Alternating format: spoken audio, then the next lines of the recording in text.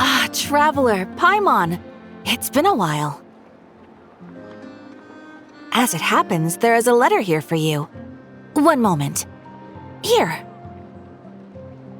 A letter? From who? Dear Diary, I'm Kale. I work as a trainee forest ranger under my master, Tainari. I'm also studying at the academia.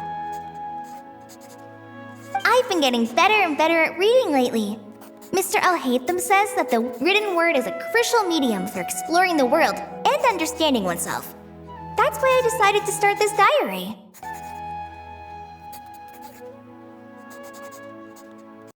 That said, what should I write about?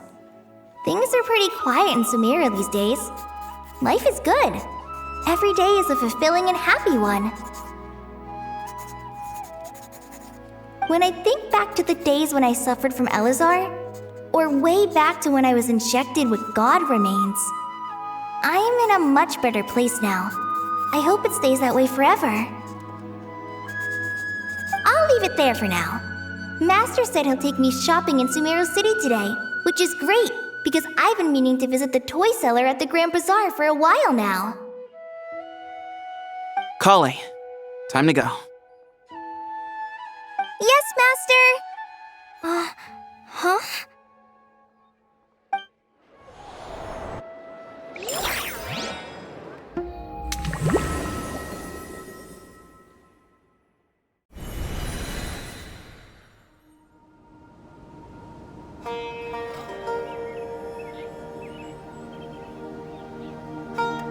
What's wrong, Kale?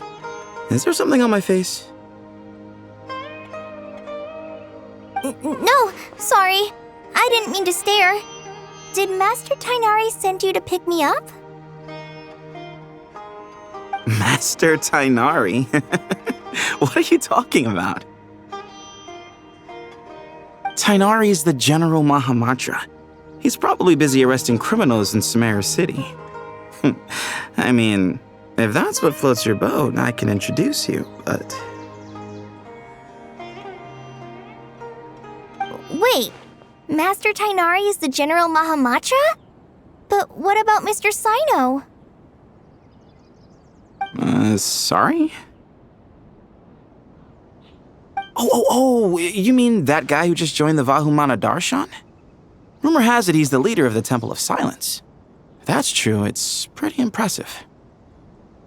Sounds like you've been getting to know more and more people since you joined the academia. That's great, but don't let your forest ranger duties fall by the wayside, okay? What's going on?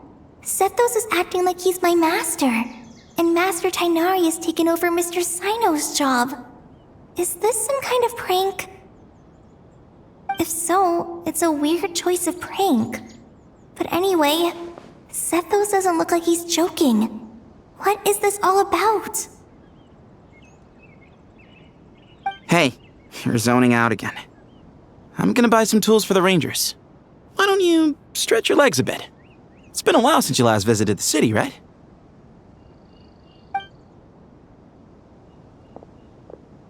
Wait! He's right. It has been a while since I last visited Sumeru City.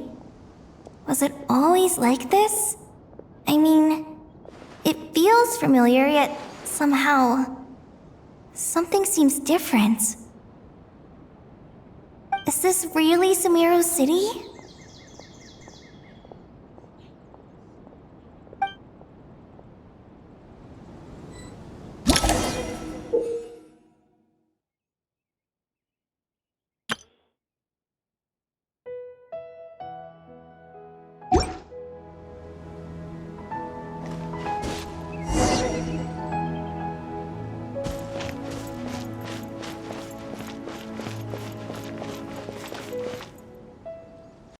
Hey, did you see who just walked by? I think she's that famous merc.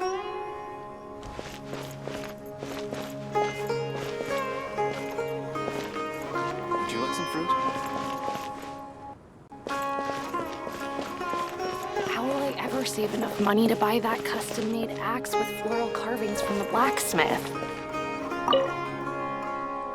How will I ever save enough money to buy that custom-made axe with floral carvings from the blacksmith? To use as a weapon, of course. As Hussein's secretary, I must ensure his safety. Don't underestimate me just because I'm a homemaker. I used to be a mercenary in the Corps of 30. Peace is precious, but you must always be prepared for the worst.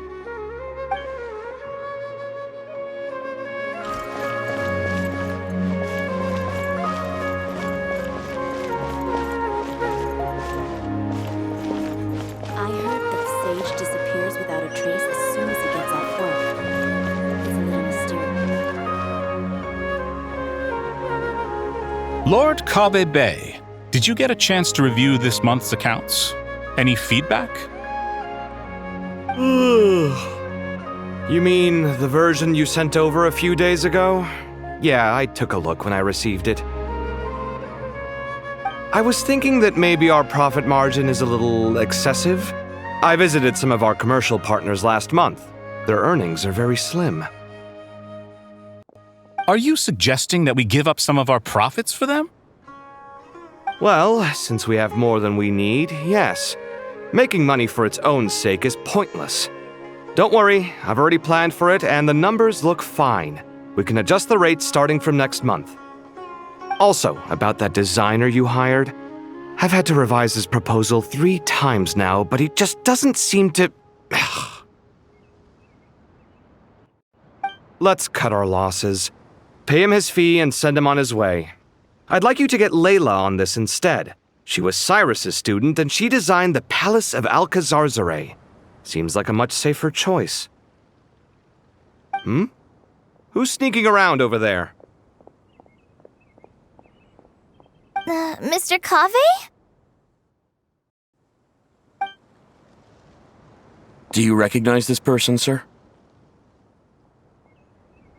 Yes, it's all right. We've met. This is Kale, Sethos' trainee. He brought her along the last time I went for drinks with him. What brings you to the city, Kale? Is your master here too?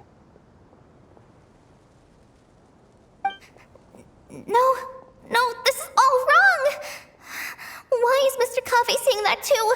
Tainari is my master, not Sethos. This can't be real. I have to ask someone else. There's gotta be someone else out there who still remembers the truth. Hey, wait! Don't run off! How strange.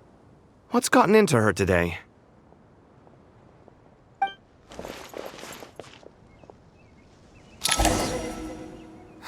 It's like everyone switched places.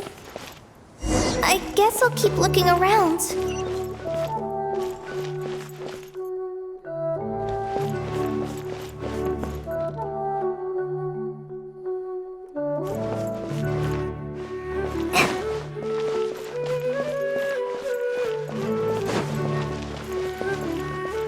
Would you like a cup of coffee? Would you like a cup of coffee? The store's been pretty busy lately. Lots of customers have been feeding Ashru, who watches over the shop, and now Ashru's put on quite a lot of weight. Maybe I should put up a sign saying, "Please don't feed the cat." Students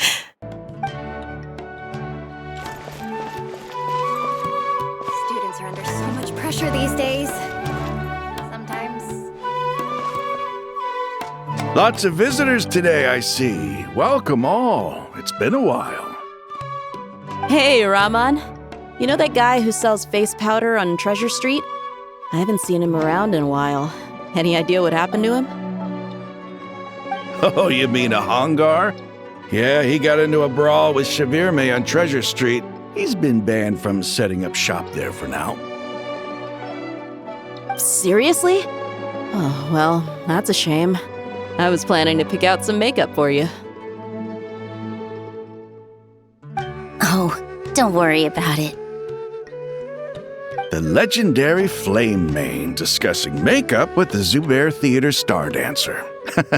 Now there's something you don't see every day. Flame Mane? You know, I'm not actually sure when people started calling me that. Maybe the other Eremites thought I needed a fiercer title to scare people off? To be completely honest, I think the title would fit you better than me, Dia.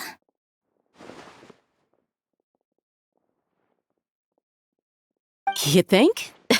Can't say I've never imagined myself as a merc. If I ever give up the dancing, maybe I'll head to the desert and give the Eremite life a try. You would? Is that so strange? Oh, not at all. In fact, I've actually had similar thoughts before. If I ever get tired of sleeping out in the wild, I think I might go look for a job at the Zubair Theater. I've adored the dance of Sub-Zeros ever since the first time I saw you perform it. If the chance ever came up, I'd love to try it out on stage for myself. Really? If our manager Sataria heard you say that, she'd hold you to it. Probably grab you by the sleeve and never let you go again. Hey, when that day comes, I'll do your makeup myself. How's that sound? Sure. If the day comes, I'd be honored.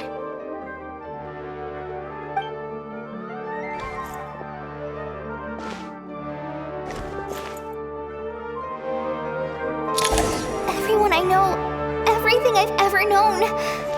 Suddenly it's all a jumbled mess. The question is, who's right? Them or me? Oh, my head feels so heavy. I can't think straight.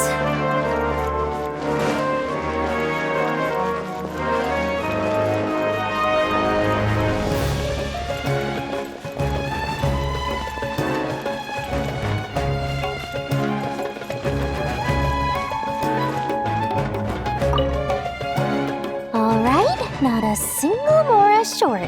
That covers you for this month's rent. What a relief.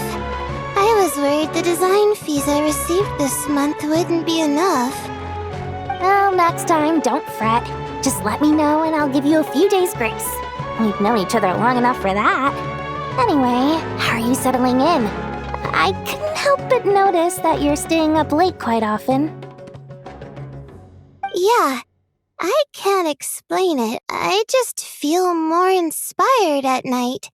Once I get in the zone, I can race through a whole bunch of drafts, no problem. But what about you? I keep hearing you sighing these days. Is everything okay? Well, it's just... Don't you think this house is a little small? I guess I should be used to it after living here for so many years. But for some reason, I've been feeling claustrophobic recently. I want to move somewhere bigger. Once I've made enough Mora, I'm gonna buy a huge new house. As big as... at least as big as the Palace of Alcazarzaray. That sounds really expensive. True. I'll never be able to afford it on a scribe's salary alone. I need to find another way.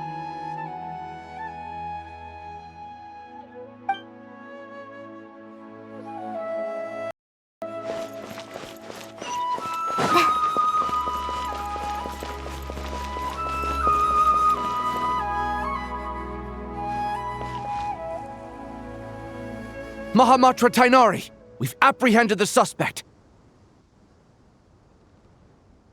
They say that the fool is prone to blind faith, but the wise man is not immune to it either. Siraj, do you have anything to say in your defense? Tainari, you were the one who turned the sages against me. Just a few words of caution from you was all it took to destroy my research. And now you're trying to stop me again? You should know that mechanical life is the future! We must cast aside our useless flesh and... That's enough. I'm not in the mood to listen to your lunacy. Anyone could tell you how amateur your work is. Karina, Ilias, put him somewhere safely out of the way. Yes, sir. Next on the agenda is... Master? What is it? Wait, did Professor Zahahati send you? She's been encouraging me to take on an apprentice. Might be getting a bit ahead of herself there, though. No, Master! It's me! Kale! Listen to me. Something really weird is going on in Sumeru City. It's like everyone's identities have switched around. You're not the General Mahamatra. You're a Forest Watcher. Just yesterday, we agreed to come to Sumeru City today to go shopping together and... All right, there's no rush. Let's back up a little. Your name is Kale, correct? Although this is our first meeting, you do seem strangely familiar somehow. Is there anything I can help you with?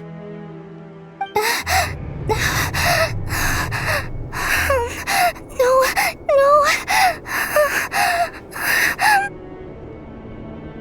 Master!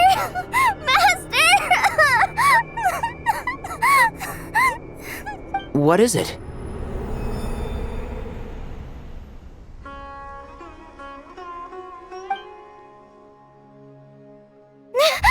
Huh? Did you have another nightmare?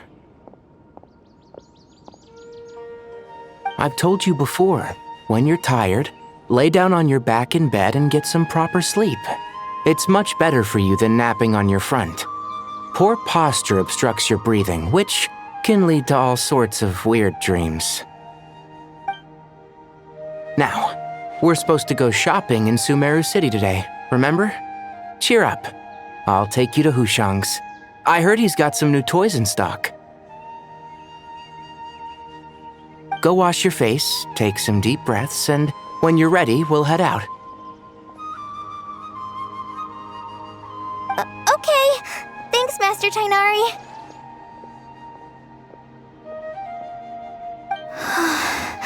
So it was just a dream. And yet, dreams can sometimes be a warning of things that will soon come to pass. Who said that? That dream felt unusually real, didn't it? Here's my suggestion. Since you're heading into Sumeru City anyway, you may as well tell Lesser Lord Kusanali about everything that happened. And just to be on the safe side, I think you should also inform your 2 traveler friends who once helped save Sumeru. I'd write them a letter if I were you. Time is short. A storm is coming from beyond the bounds of fate.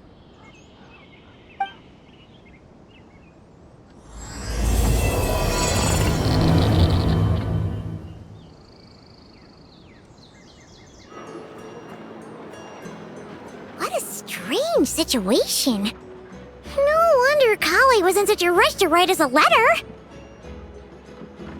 Imagine waking up one day to find that everything around you has changed. You might not even recognize Paimon anymore. Oh, that's a scary thought!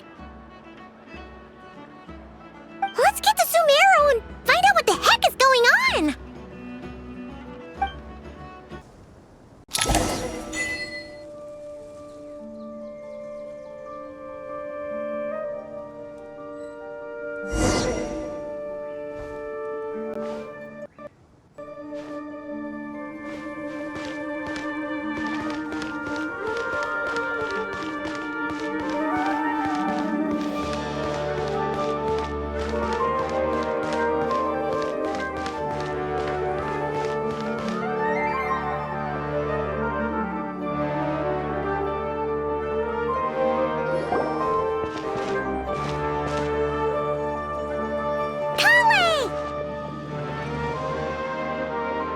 Traveler! Paimon! Thank goodness! I'm so glad you made it! Of course! We won't let anything happen to you, Kale. So, what's going on in Sumeru City? Looks like lots of people are moving or something. Yeah, I was just gonna say. After I wrote my letter, Master and I went to Sumeru City and told the Dendro Archon everything that I experienced, from start to finish. She was silent at first. It seemed like she was deep in thought. Then the next day, we got told that she was ordering everyone to leave Sumeru City immediately and move to Caravan Rebot. The entire population of the city has to move? Not just Sumeru City. The evacuation also includes Lokapala Jungle, Avidia Forest, Ashavan Realm, and Ardravi Valley. Basically, everyone living in the rainforest must temporarily relocate to Caravan Rebot. Holy smokes! That's crazy! Yes, it's quite an operation. Even if people only bring the bare essentials, the scale is simply enormous. They've requisitioned almost all the Sumpter Beasts in Sumeru for the task, including the entirety of Dori's Sumpter Beast Park. The Dendro Archon said that what Kale experienced was not a dream, but a warning. After our meeting, she immediately summoned the 6 sages to analyze the situation and discuss countermeasures. They concluded that the events seen in the dream are very likely to become a reality, and that an unknown danger is rapidly approaching. Oh, please keep that to yourself. We don't want to cause widespread panic. The official reason they've given is a large-scale renovation of the rainforest ecosystem. People are skeptical, but there haven't been any major incidents. So far, at least. The Dendro Archon seemed really worried when we spoke to her. She said you can go visit her in the Sanctuary of Surasthana when you arrive. She also said she'd hold out until the very end. Tighnari? Kale? You got a minute? I need a hand here. One moment, I'll be right there. As a forest watcher, I've been tasked with assisting with the relocation work. There's a lot to be done, and they need all the help they can get. This will be the final group of evacuees from Sumeru City. While they're away from home, they'll be heavily reliant on outside help. Thank you for coming in our time of need. As you can see, another crisis is upon us. Excuse me, sorry to trouble you, but could you help an old man find his medicine? It's buried somewhere in my luggage. Where's my mom? Where did she go?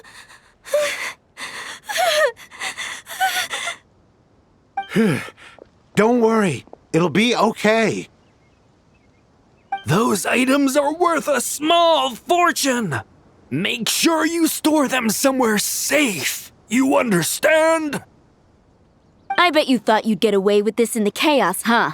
Guess again. No petty thief gets past me.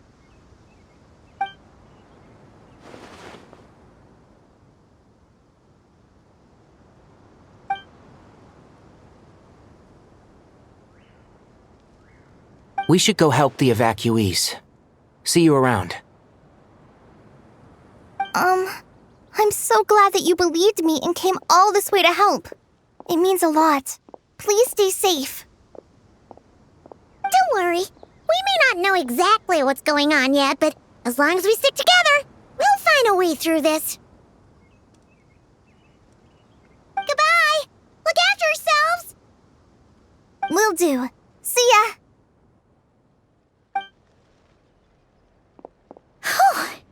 Paimon's not sure how she found the words to comfort Kale because, honestly, she's kind of nervous herself. Let's head to the Sanctuary of Surasana and see Nahida.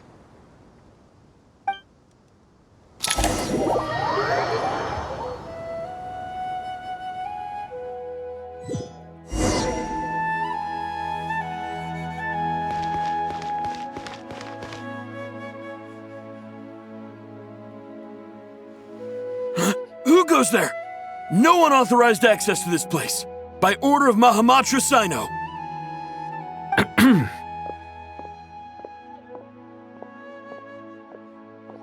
Are you blind? It's the Traveler and Paimon. Surely you've seen them before. Huh? Oh, so it is. I'm sorry, I haven't been sleeping well lately. My nerves are a little frayed. The Dendro Archon is in a very vulnerable state at the moment.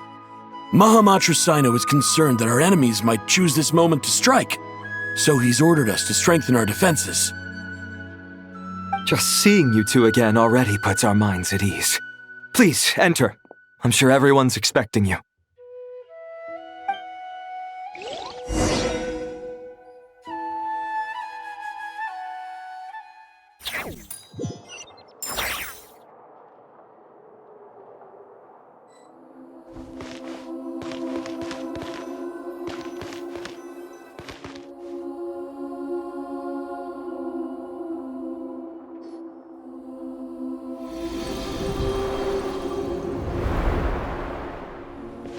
Traveler, Paimon, you made it. Aha! Perfect timing. Reliable helpers like you are just what we need right now. Oh, it's good to see everyone again. Kale gave us a rough idea of what's going on, but we still have a lot of questions. What kind of danger is Sumeru City in exactly? And how come everyone has to move to Caravan Rebot? At this stage, we can't be certain. We're investigating, but no definitive answers yet. I take it that Kale told you about her strange dream? Yeah. Apparently, everyone in Sumeru City was acting super weird. Even you guys. It was like you'd all switched places. That's right. Kale and Tainari reported the situation to the Dendro Archon. She believes that it wasn't merely a dream, and that whatever it was has something to do with Irminsul. It's a reasonable inference. Only through Irminsul can people's memory and cognition be so significantly modified in such a short time. We don't know why Kale would dream of these things, nor who was trying to warn her. The Dendro Archon decided to connect to Irminsul to investigate more thoroughly. Irminsul is connected directly to the ley lines. The tree serves as a central hub where the ley lines converge, and its core function is to record and store the world's knowledge and memories. But something has gone awry, severely compromising the performance of this core function. Information is bottlenecking inside Irminsul, hampering the ley lines' flow. If this continues, new information will languish unrecorded, with existing records thrown into disarray. In short, the souls of the dead will be stranded, while the living have their sense of reality warped. In the long run, Kale's dream could well become a reality. And that's just the beginning. There's no telling what other nightmares could end up coming true.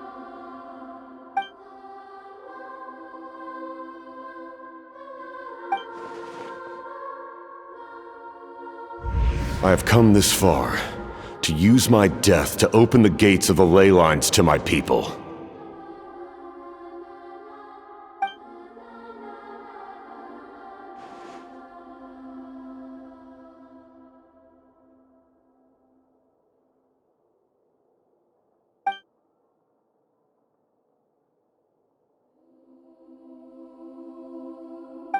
Faced with a growing backlog of information, the Dendro Archon decided to connect herself directly to Irminsul and take over the recording and processing function herself.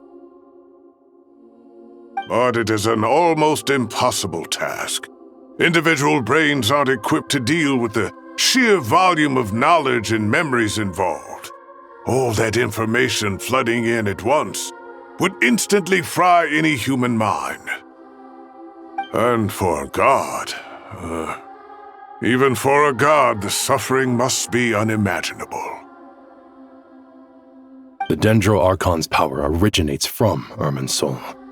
Any issue with the tree itself takes a toll on her to begin with. On top of that, she's subjecting herself to the grueling task of processing all that data. It must be torture for her.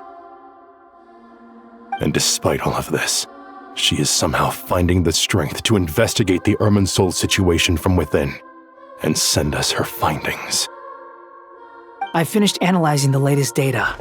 Looks like our working theory was wrong. There's no signs of Irminsul having been attacked from the outside. So it's internal then? Some sort of disease, perhaps? No. I've spent half my life studying the ley lines. If Irminsul malfunctioned this easily, the world would have met its end long ago.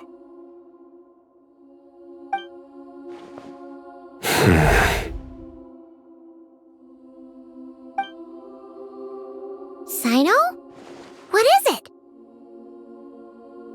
Not long ago, I got a tip from the Core of 30 that a large number of unidentified merchant caravans had recently been spotted entering Sumeru through Beta Harbor. At first, I suspected that they might have something to do with all this, so I sent some people to investigate. But if Irminsul wasn't attacked from the outside... Don't you think there are more important things to worry about right now than guessing who's behind all this?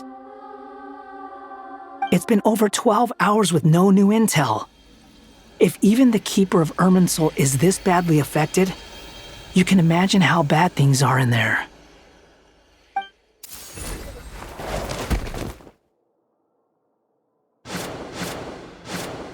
Dendro Archon.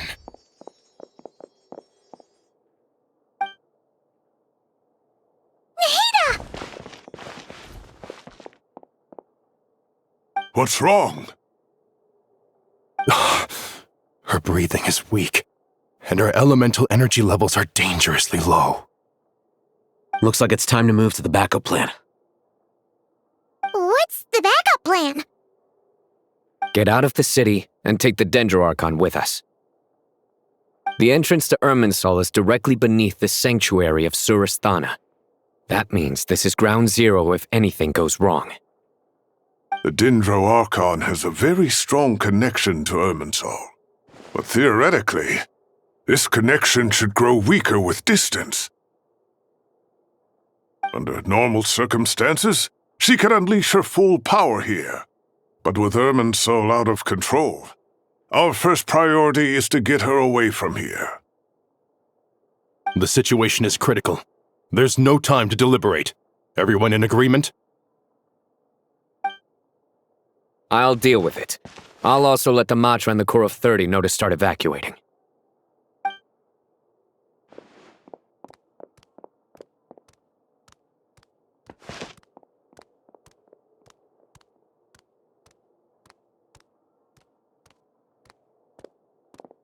Let's go. No sense grieving when there's nothing more we can do. Agreed. We'll be back as soon as this is over.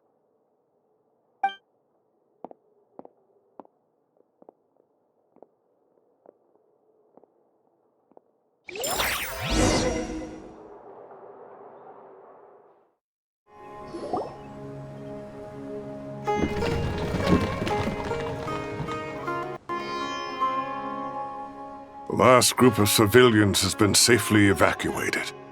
Dendro Archon's carriage will travel with them. Sino and Hat Guy will protect the convoy. With the Dendro Archon in a coma, we've lost our means of investigating the situation. And with Irminsul still deteriorating, we have no choice but to evacuate Sumeru City. Feels as though we're being pushed along by an invisible hand. Stop moaning, Cyrus. We're the teachers here. We should be showing a little more confidence, don't you think? A wise judgment. Let's move out to Caravan Rebot.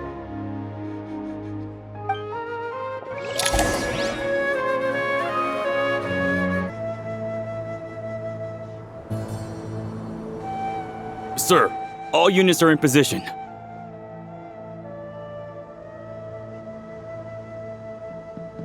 Good. Everything is going to plan. Interfering with Sumeru City is a necessary step, so do not hesitate. The Irminsul situation will not harm you. We need to speed things up here, too. We don't want to keep our client waiting, do we? No, sir. You have my word. Everything will be completed on schedule.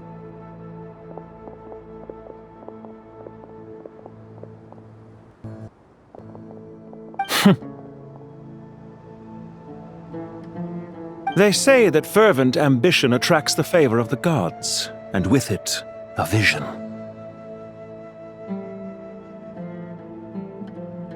But we appear to be the exception. So, is our ambition not strong enough? Or does it threaten the very foundations of this world?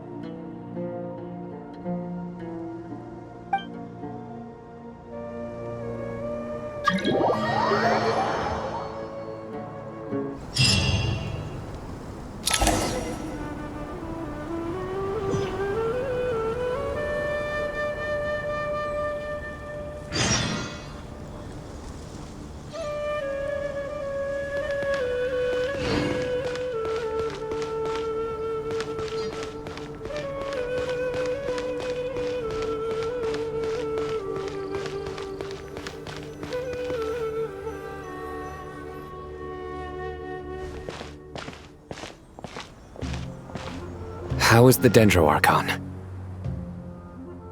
Her breathing is steady. I prepared some therapeutic incense for her, but it hasn't had much effect. Her vitals are still very weak. Based on the information you've provided, I have a working hypothesis. Her condition is partly due to Irminsul's influence, and partly due to a physiological imbalance caused by the rapid depletion of her power. Elemental energy usually flows through the body at a relatively constant rate.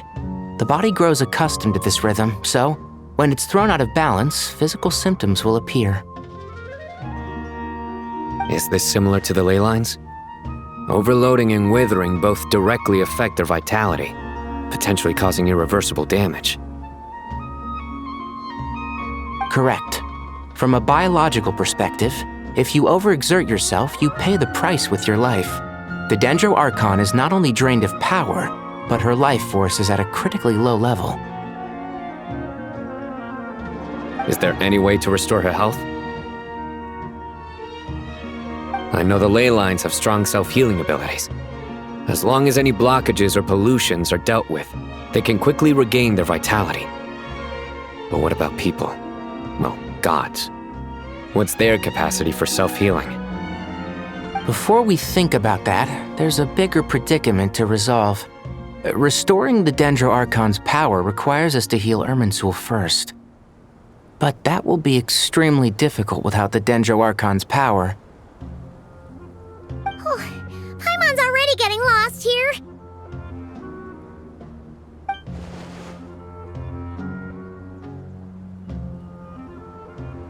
Master Tighnari and Sino look so serious. I've not heard Master speak in this tone for a long time. Tighnari. Master Nephis, Sages? Tainari, haven't seen you in ages. Have you gotten taller? Or did your ears get longer? Hopefully the former, Uncle Baladuri. Sino, where's Professor Cyrus? I thought he'd be with you. He went out into the wild to investigate the situation. He said that the Irminsul anomaly will likely start to affect the real world soon. He shouldn't be trotting around alone at his age. Which way did he go? I'll look for him later. Would someone mind introducing us? Ah, yes, of course. Allow me to do the honors. I'm sure we're all familiar with the Traveler and Paimon.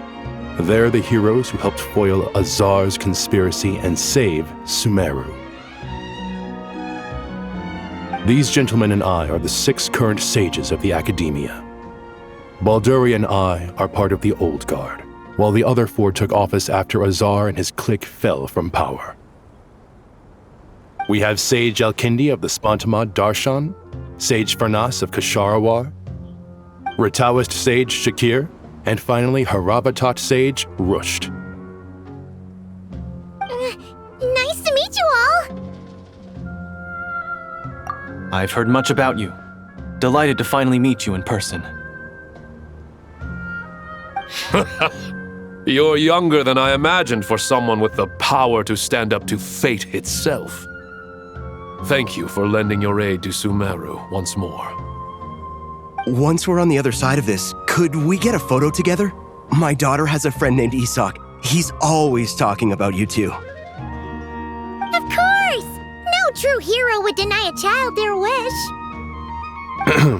Back to business.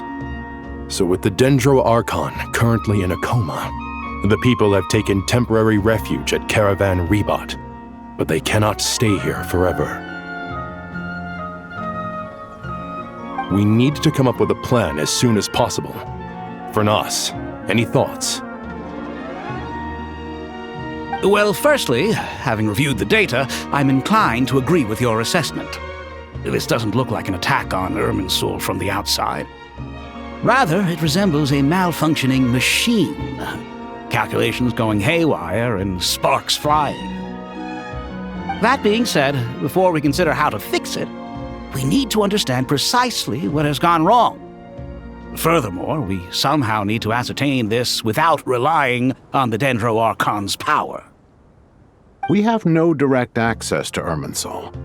However, we might be able to gather the information we need from the ley lines. Study the branches to learn about the trunk, in other words. Wait, is that what Cyrus is up to? No wonder he ran off to research in the wild. Curse always one step ahead of me, isn't he? I heard that while in the sanctuary of Surasthana, the Dendro Archon had to serve as the central information hub herself. This is a clear sign the situation within Irminsul might be far worse than we can imagine. Irminsul is vital not just to the safety of Sumeru, but to all of Teyvat. We must be the ones to bear responsibility for this world. To be on the safe side, I think we need to consider some backup plans. Are you saying we should consider a scenario in which Irminsul is completely destroyed? I'm merely pointing out that the possibility exists. You have a valid point. But until worst comes to worst, I believe we should focus our efforts on resolving the Irminsul anomaly and helping it recover. Kale, I understand that you were the first to foresee this crisis. If it's all right, I'd like to talk with you about it in more detail.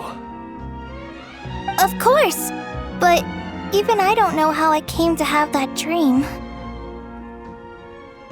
If there are no signs of external damage, could it be a stress fracture? Metals tend to suffer from this issue with long-term use, and Irminsul has existed for centuries, after all. It's possible, but surely a stress fracture would be more likely to cause a complete shutdown rather than chaos. Sages, General Mahamatra, sorry to interrupt, but something has come up. What happened? Some citizens didn't believe that Sumeru City was really in any danger. They slipped away and hid during the relocation, intending to return home. How many people are we talking? About a dozen. Sakura found them while on patrol, but they appeared to be suffering from psychosis. For whatever reason, they were trying to kill each other.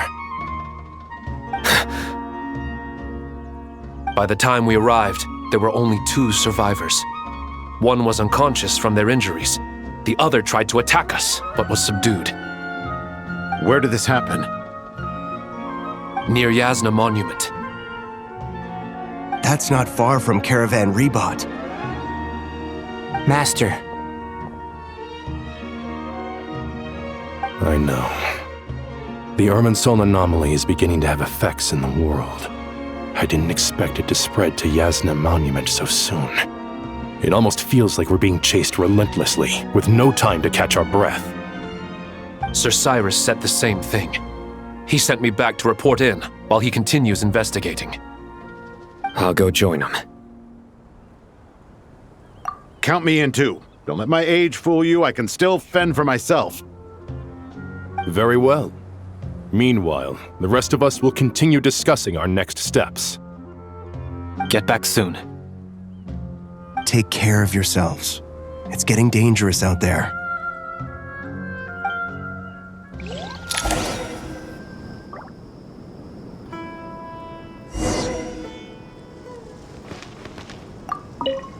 I thought we'd be safer once we got to Caravan Rebot. If the Irminsul anomaly's sphere of influence continues to expand, our only option will be to move into the desert. To Aru Village? We should check if they can accommodate so many people. Essential supplies will also become an issue. We were only able to relocate here so quickly because Caravan Rebot is well stocked. If we move to the desert, we'll need to carefully calculate how much food and water to bring.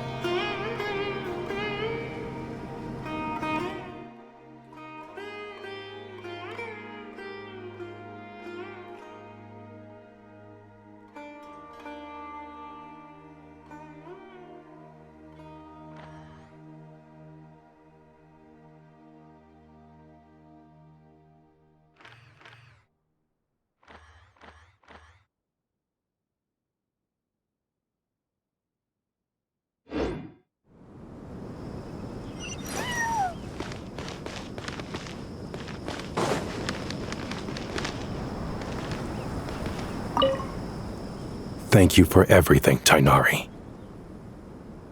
Don't worry about me. I'm fine.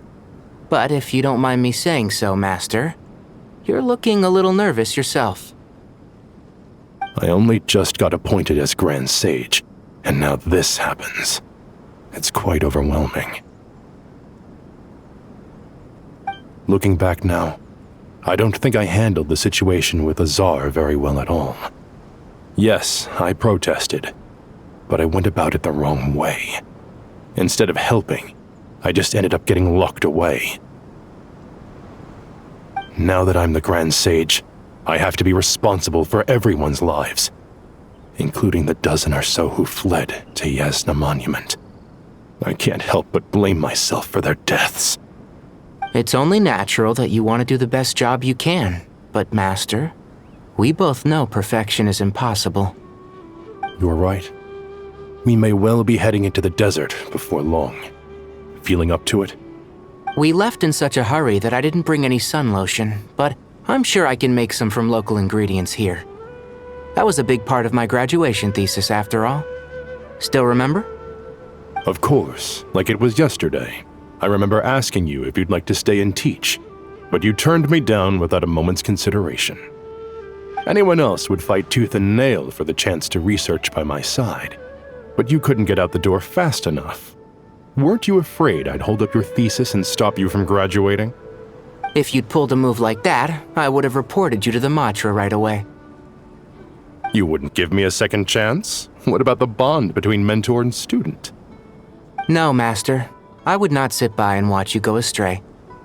Very good. Then I taught you well.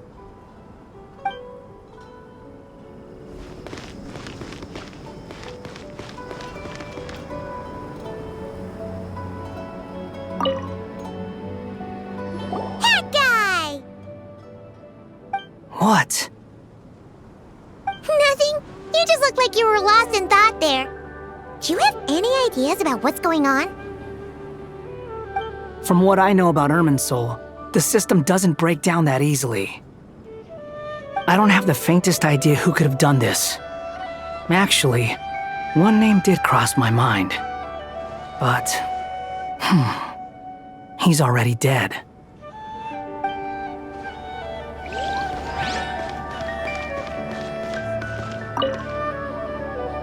So, can I assume that this period of time away won't count as part of the rental period? Maybe we should deduct it from next month's payment. Sure. Great!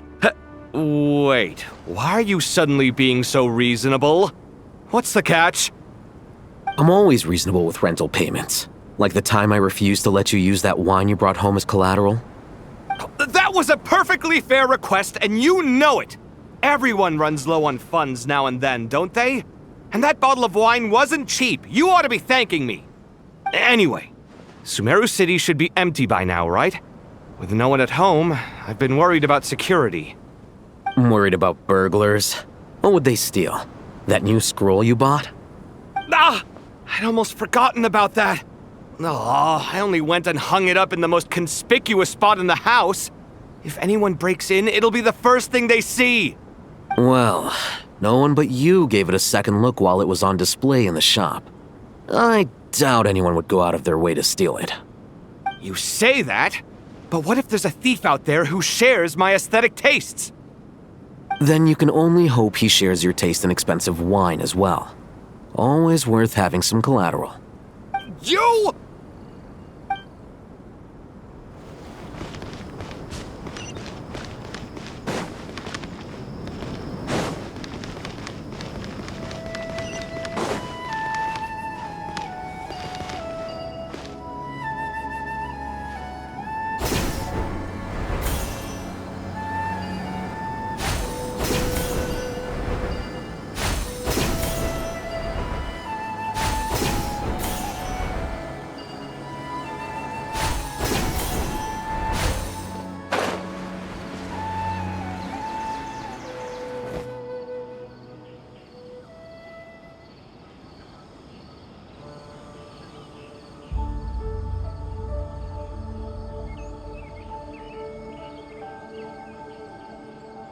Please, don't go any further. As you get closer to Sumeru City, there's no knowing what dangers you might encounter. So this is our mentally disturbed man? I'm going to gut you all!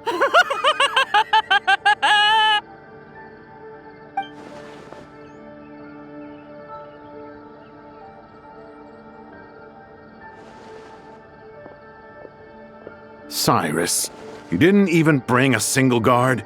Do you think you're some sort of warrior? It's fine. Come here and look at this. Oh! It's... That's right. Flowers that bloom from openings in the ley lines, indicating some sort of anomaly. I don't believe I've ever seen a color like this before. Did you discover it nearby? Not just here. Way over there, too. They're everywhere. There's even more in that direction.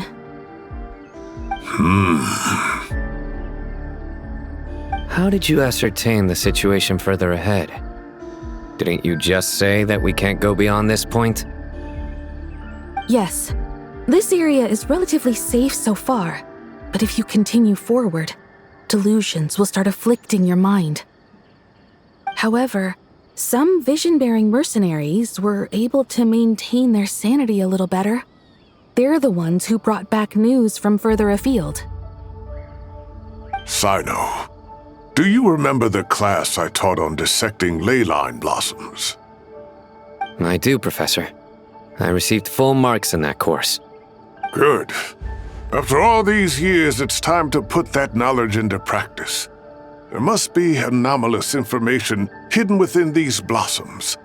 Alkindi, I'll need your help as well. Been a while since we worked on a project together, hasn't it? Sure has.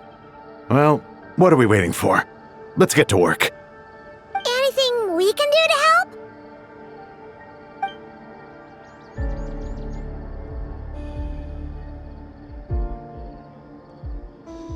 Will you need my help? All right, well, don't go too far. There's too many unknowns at this stage. Let's regroup at Caravan Rebot later. Don't worry if you don't show up. I'll come and find you.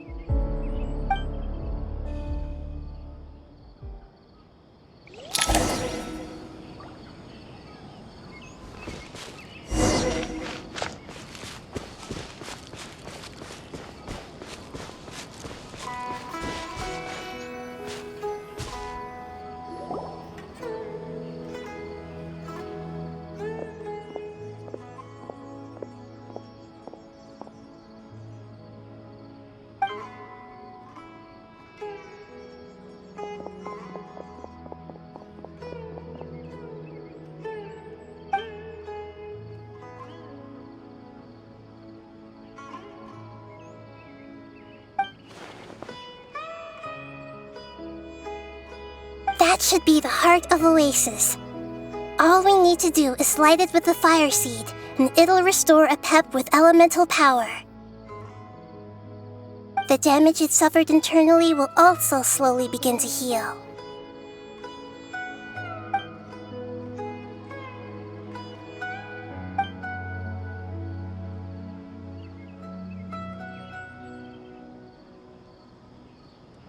What is it?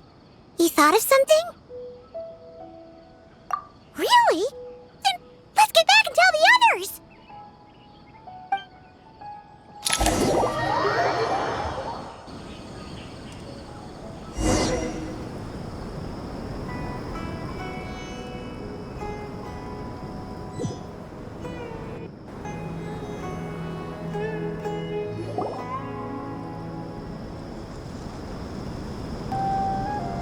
Whew.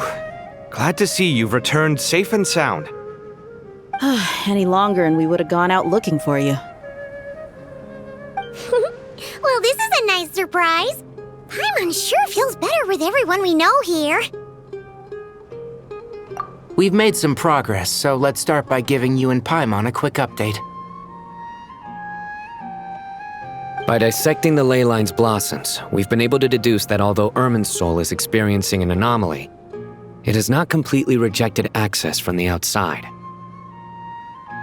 The Dendro Archon has the power to connect to Irmin's soul, but there's also another way. I assume you recall the devices everyone was wearing when you first arrived in Sumeru? Devices? Oh, wait. You mean... The Akasha terminals? That's right. Of course! It's been so long, Paimon almost forgot all about the Akasha. Wasn't it shut down, though? Yes, but although the system isn't currently operational, the technological infrastructure is all still there. And it turns out that a certain someone gets so bored at work that he's actually read through every single one of the instruction manuals. No prizes for guessing who that was. If praising others is that embarrassing for you, you can simply spare yourself the ordeal. As much as it pains me to say anything nice about him, there's no denying his intelligence. He rarely forgets anything he's read. The Akasha is exactly what Sumeru needs at this moment. Between us, we should have all the knowledge and expertise we need to get it up and running again. But if I recall correctly, doesn't the Akasha need a gnosis to function? That's exactly right. The Akasha relies on the Gnosis as a power source, and in its absence, we'll need to find an alternative. To tackle this problem, it looks like we'll be relocating once again. Namely, to the Temple of Silence. Ring any bells? It's the only major institution in Sumeru dedicated to preserving the knowledge of King Deshret's civilization. You might find the answers you're looking for hiding there. I agree. There's a good chance. Master Nephis and the other sages have discussed it. As the chaos from Irminsul continues to spread, Caravan Rebot won't be a safe haven for much longer. We have to move into the desert next. The scholars and sages will head to the Temple of Silence, while the civilian population seeks refuge in Aru village. The Eremites will keep everyone safe during the journey, and Candace will be there to receive us at the village. This leaves us just one thing to worry about. That Dendro Archon. She's very weak. We can't afford to wait until Irminsul is fixed. There has to be another way to help her. Huh. Well, luckily, the Traveler had a eureka moment while we were out investigating. Really? Wow, nice one, Traveler. Let's hear it.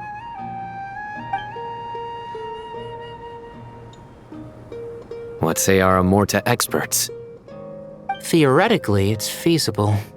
From what you're saying, although elemental life and elemental energy have their differences, the Dendro Archon has explicitly stated that she can imitate the power of the former.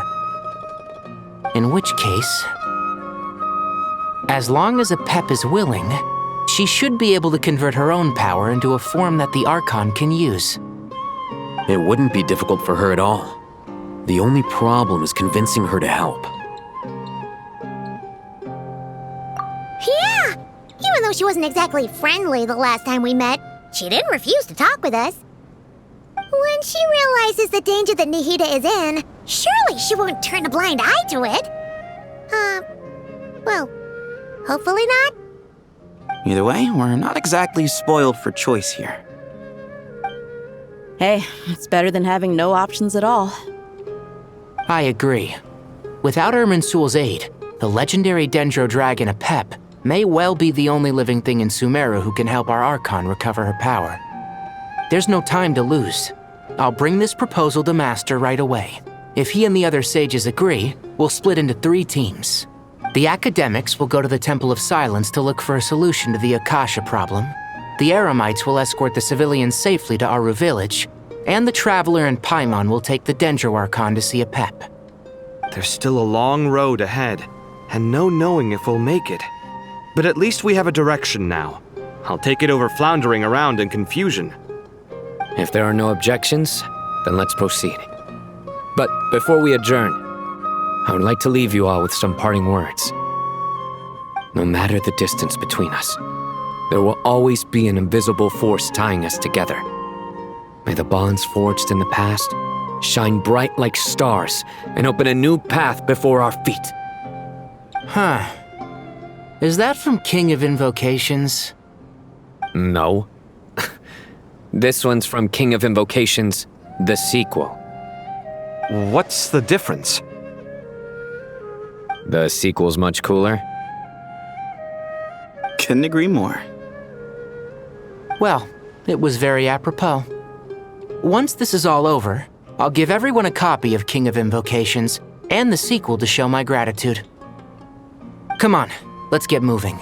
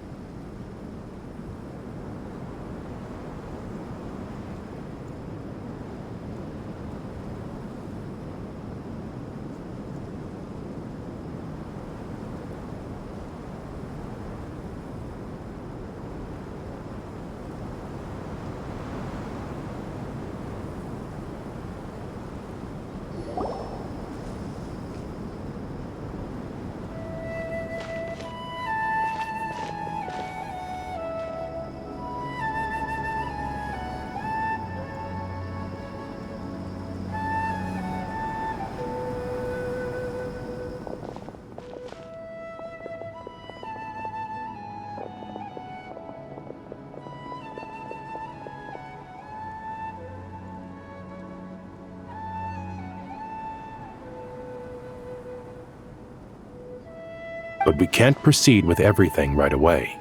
The people need to rest. For many of them, this will be their first time in the desert, so we'll need to find additional personnel to help escort them. You two, please go on ahead with the Dendro Archon. Let's rendezvous at the Temple of Silence later. No problem. We got this. Words can't express my gratitude, so let me just say, I hope everything goes smoothly for all of us. Goodbye for now. All right, let's get going. If Paimon remembers correctly, the last time we saw a Pep was in... Traveler, Paimon. Could I borrow you guys for a moment? It'll only take a second. Kale, what's the matter? Well, the thing is... Master Tighnari once told me, after you raise a problem, you should think about how to resolve it. But ever since I had that dream, I feel like I haven't been of any help at all. I tried my best to keep up with the conversation, but there was so much new information, I couldn't take it all in. So, I just wanted to ask, do you have any tips for me there?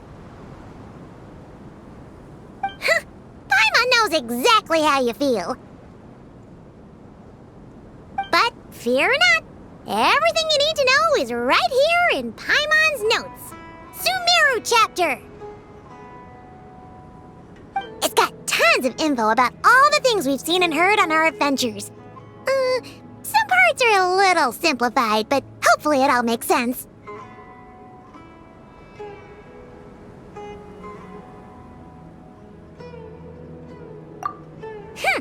You see? Being the greatest guide in Tibet isn't just a fancy title. It takes a lot of hard work. Paimon doesn't always understand the things you're talking about with other people. Whenever that happens, she notes down the confusing parts and goes over them in her own time. This is perfect! Could I borrow it? Sure. Matter of fact, you can keep it if you want. Paimon has another copy. The spare copy was originally meant for the traveler. Paimon used to worry that one day he might not need a guide anymore, so she wanted to have a gift for him, in case we ever parted ways. But it doesn't seem so necessary nowadays. We have so many more places to see together. One copy will be enough for both of us. Thank you so much! But still, these are your treasured memories. I think I'll make my own copy and then return the original to you. Anyway, that was all. I won't keep you any longer. Have a safe trip. See you again soon. See ya! Alright, time to bring the Hida to see a Pep. Let's hope that old grouch is in a negotiating mood.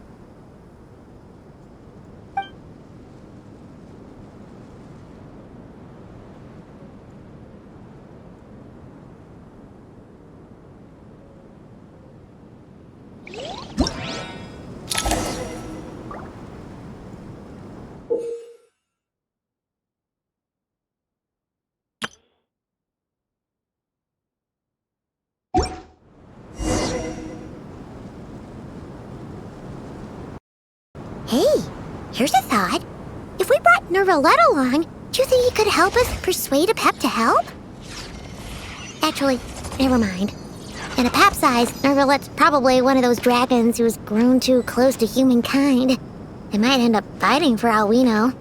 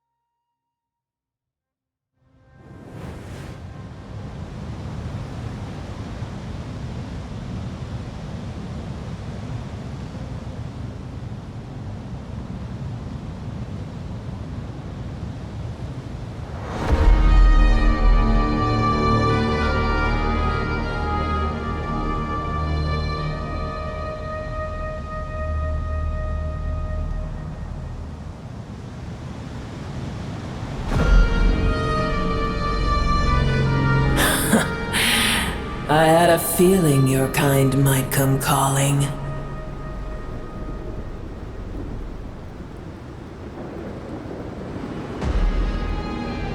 The ley lines are in disarray. Something has gone wrong with Irminsul, yes. Even from a great distance away, I can sense that Sumeru is headed for destruction. You who took our home from us, prepare to watch as your own world is plunged into oblivion. Oh, how the cycle of history comes to a poetic conclusion. This isn't a joke, Apep! Nahida's in grave danger! Can you please help her? Is she now? Then do explain. For what reason should I lend Booer my assistance? Be not mistaken. The fate of Sumeru is of no concern to me. I am neither the god of this land nor its guardian.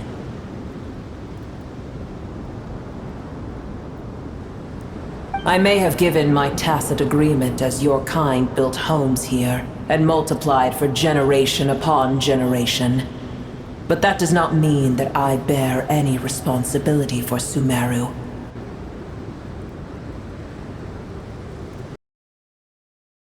Tiny Booer, puny humans.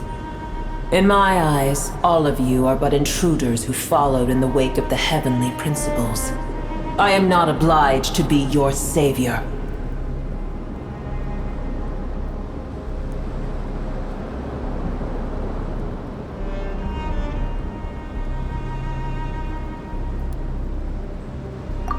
Apep, if you truly despise gods and humans so much,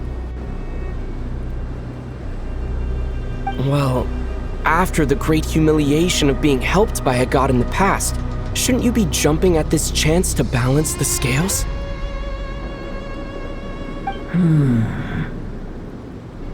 Now that is a compelling reason. When El Ahmar plotted against me and I was tortured by forbidden knowledge, it was Booer who saved me from agony. And though I regard with shame the pity of my enemies, to receive aid without repaying it would likewise tarnish a dragon's dignity. Oh, tiny Booer, puny humans. Just this once I shall deign to show you the true power of dragonkind. Whoa! It's happening again! We're gonna get sucked in!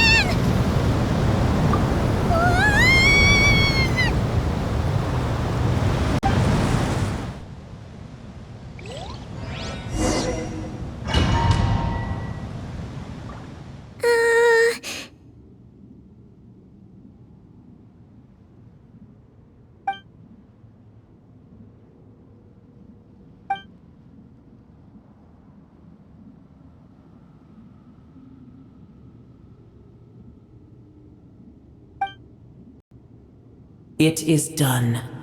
The heart of Oasis is supplying her with life force as we speak. It shall not be long before she recovers.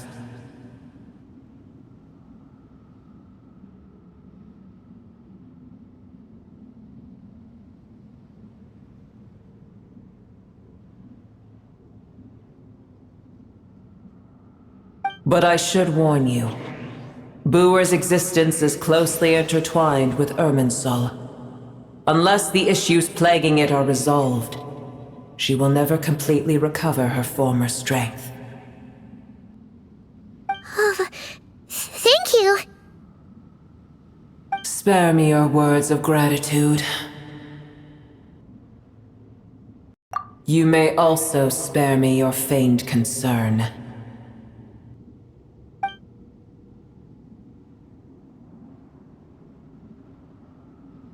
A dragon's sovereign's power is far greater than you can imagine.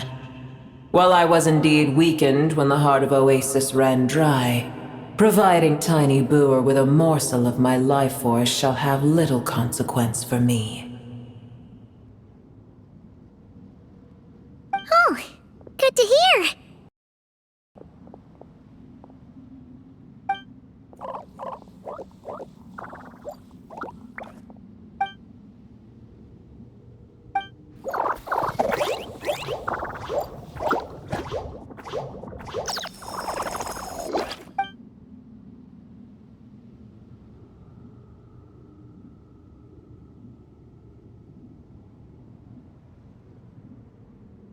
Ever held in high favor, I see. Oh, well, you know. The compliment was sincere. Simply accept it.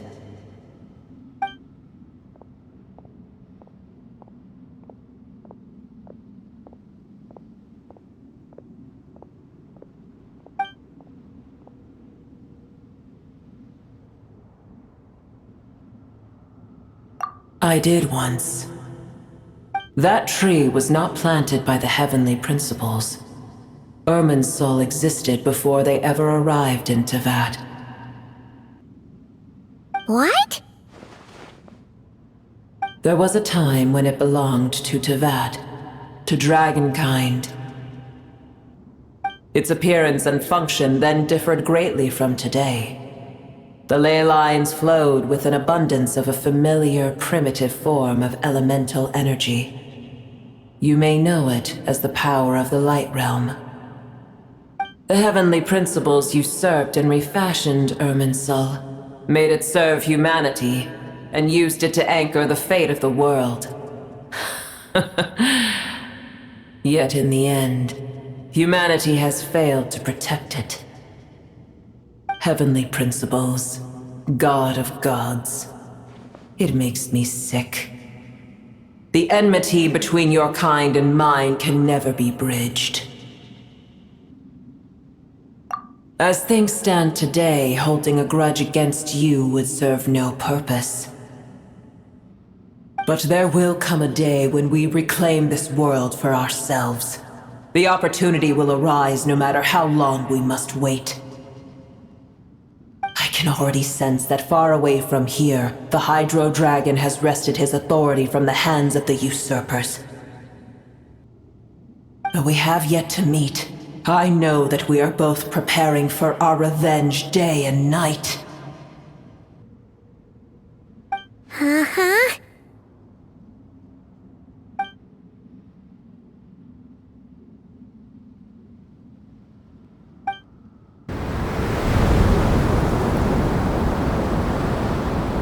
I hear a great disturbance out there.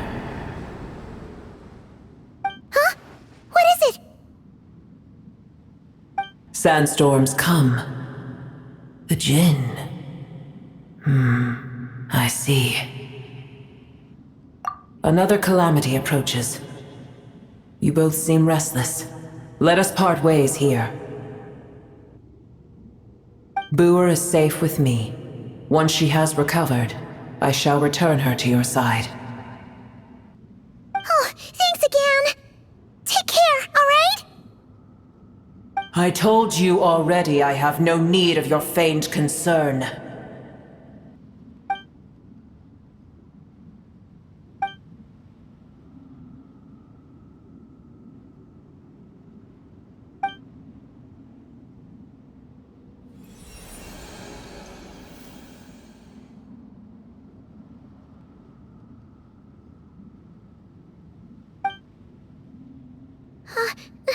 Nahida? You're awake! Are you okay? Cease your interrogation. Yes, she awoke for a brief moment, but she has now lost consciousness again. Take it. We shall talk more at another time.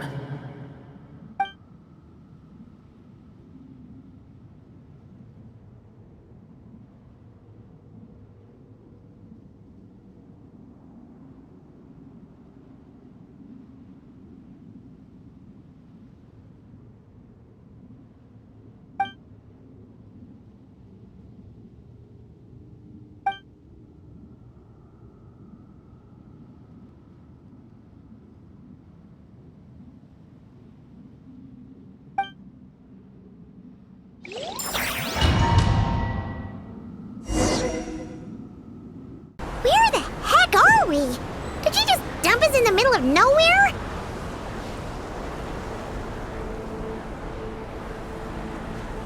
Wait. No! Paimon remembers now! The Temple of Silence is over that way. Come on, let's go find the others!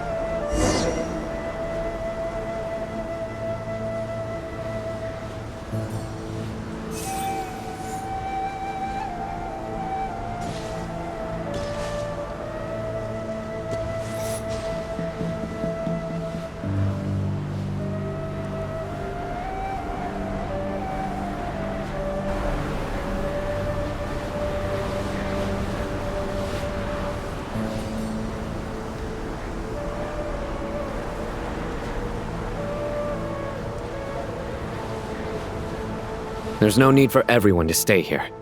I'll protect the sages. The rest of you, return to Aru village. Yes, Mahamatra Sino.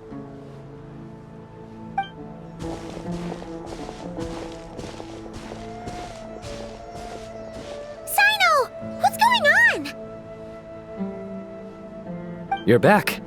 How is the Dendro Archon? What a relief. It's the Jinn. Countless Jinn have stirred up violent sandstorms across the desert, blocking our path to the Temple of Silence. Tighnari and Kale have returned to Aru village to help. The Jinn are being highly aggressive, so both the village and the merchant caravans require protection. It's just one thing after another. Where did all of them come from anyway? In all my trips to the desert, I've never seen anything like this before. As I see it, the only possible candidate is Gurabad. Gurabad? Baladuri could explain in more detail if he were here. All I know is a rumor I've heard about from previous trips to the desert. Supposedly, a great number of dormant Jinn lie sealed beneath that city.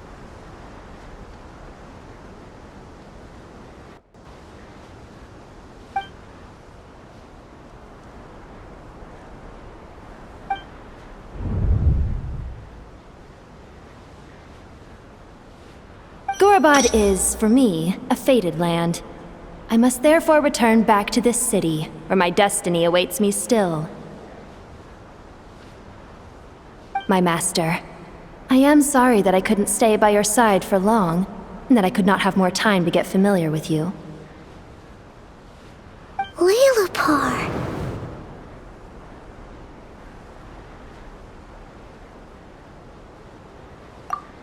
Yeah, we once said goodbye to a friend there. Well, maybe not a friend exactly, but someone we met on the road anyway. She was a strange bottle. If we can find a way to wake her up, maybe she can help solve the situation in Gurabad. Well, be careful. You may find there's more than just the Jinn to worry about. You mean, there are other dangers in Gurabad? It's a sensible assumption to make. The moment we arrived in Caravan Rebad, the Irminsul anomaly started spreading in that direction. Now we've moved to the desert, and suddenly we're plagued by Jinn and sandstorms. To call it a coincidence would be a stretch. Don't worry, we've gotten a lot stronger since our last stint in Sumeru.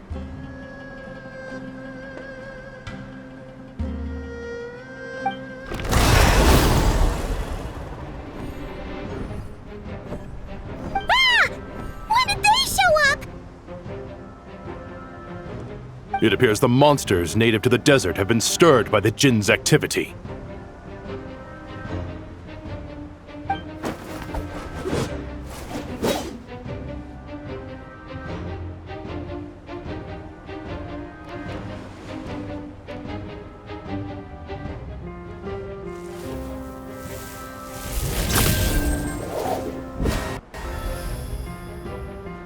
You should get going.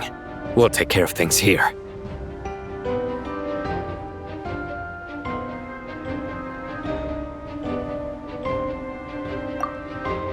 You too.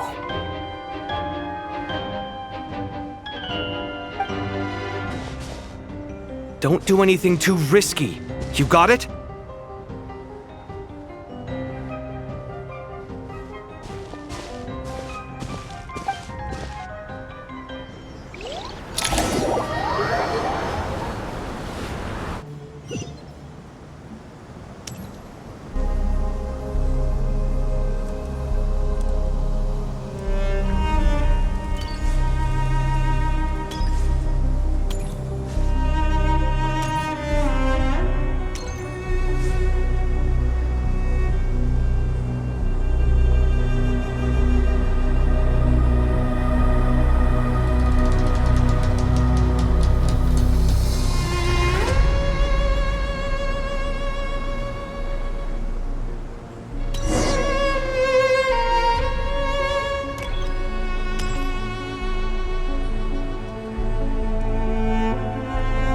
The Jinn are swarming out of Gurabad!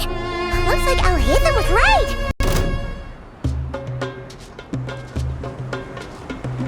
Let's get inside and see what's going on!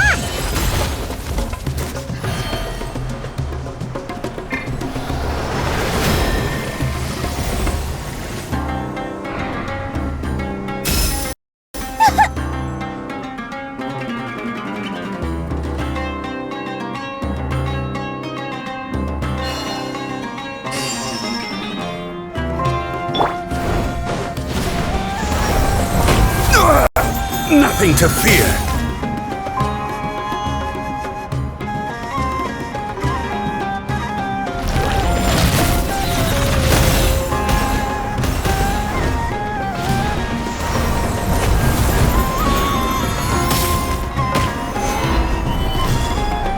Gather!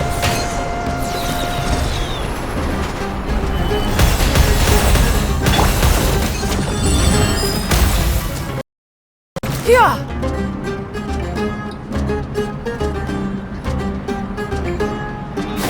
Skyward!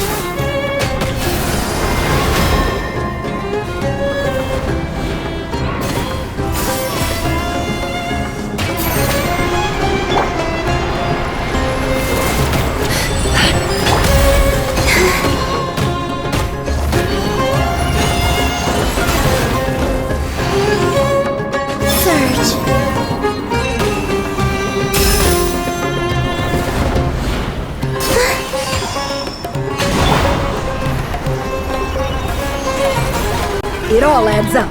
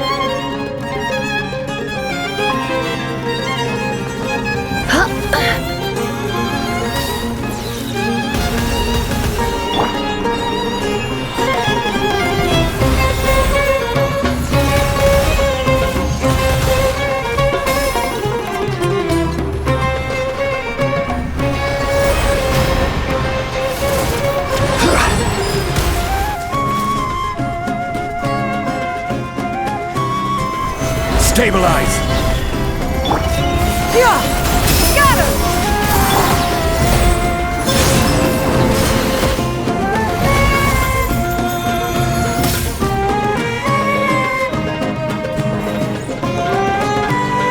A moonlit night for all.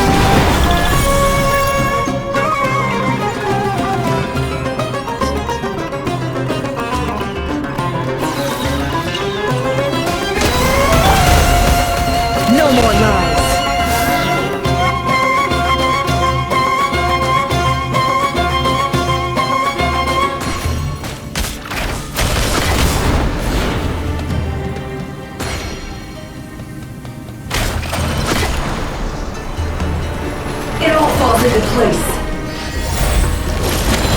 Quake within!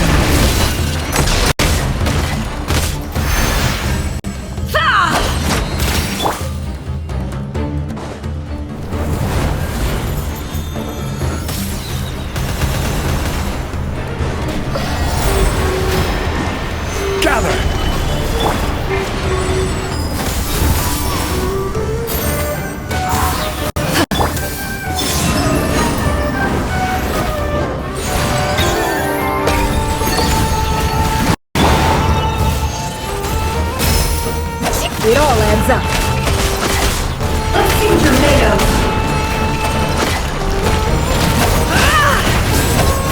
No more lies. Let's see tomatoes.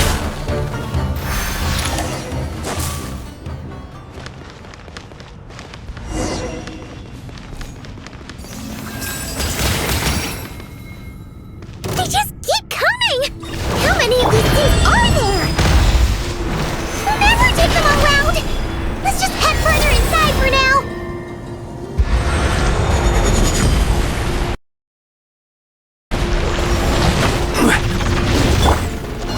Wayne.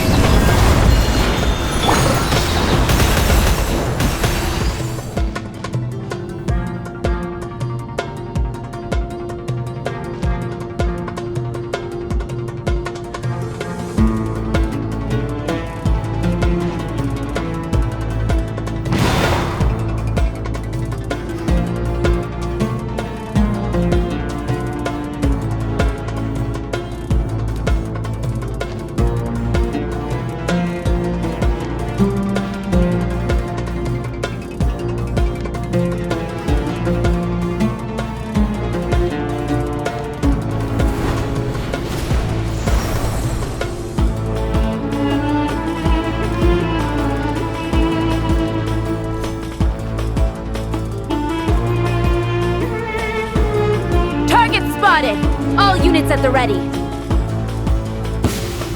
The Patchouli! They must be using this place as a stronghold! Are they the ones behind all this?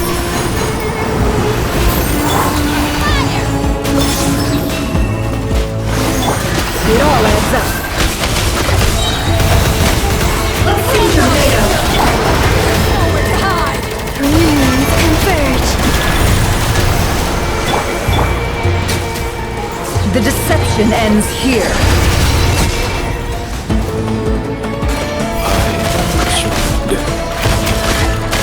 Let's see tomatoes.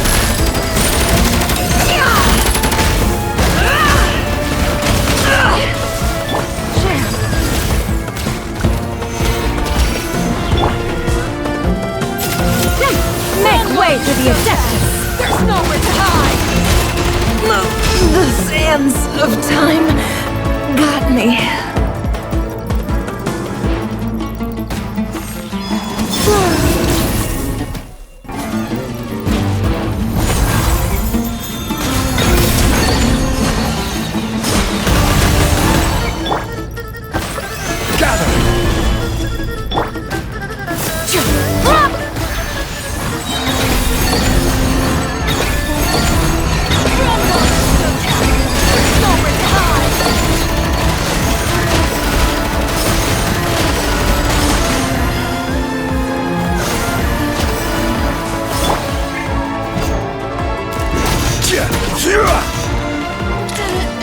Take too long.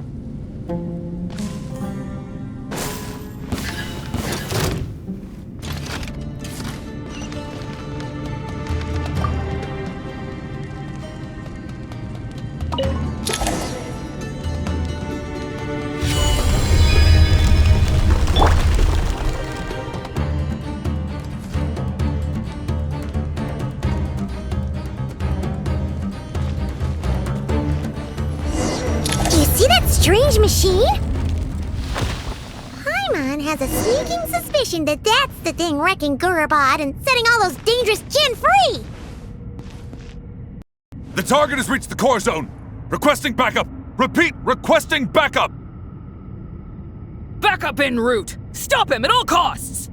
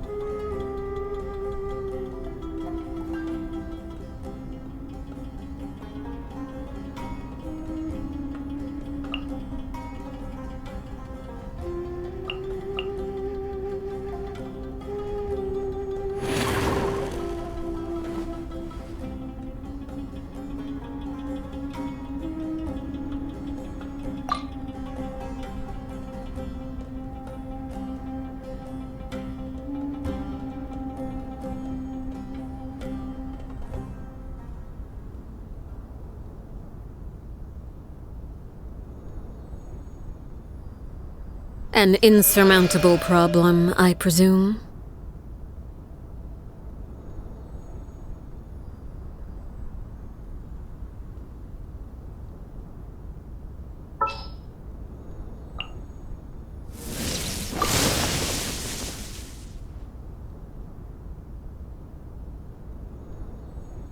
The campaign begins.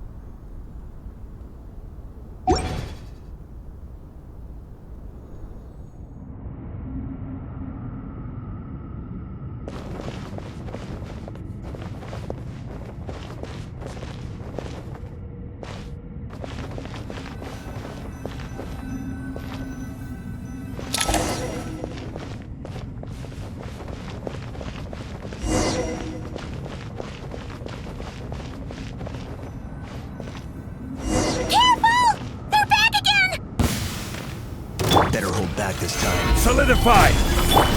Wayne. There is no escape! This time, do it!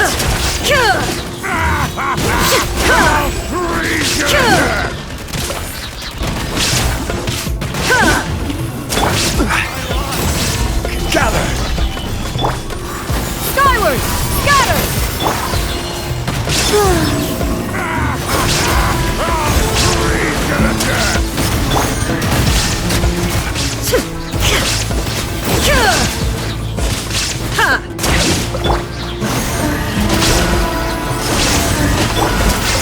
Shine down! Quake! Success! Nice one, Traveler! Let's keep going!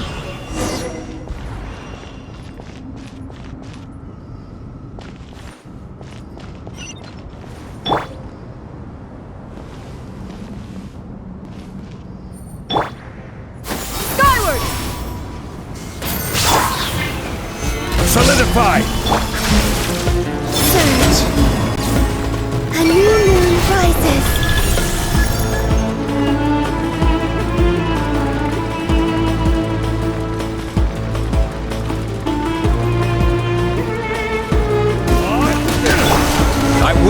order! There is no escape! Now you shall perish!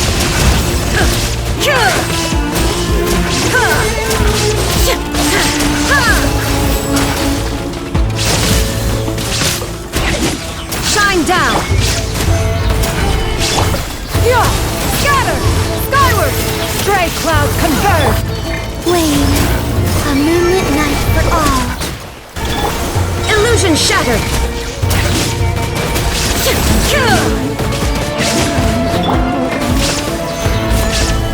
Order guide you!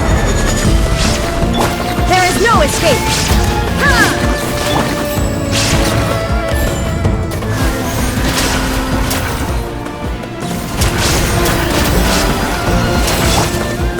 Gather!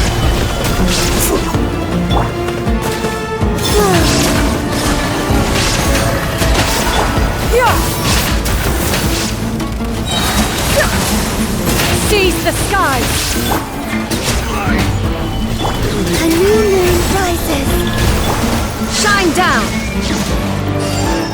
Inazuma shines eternal!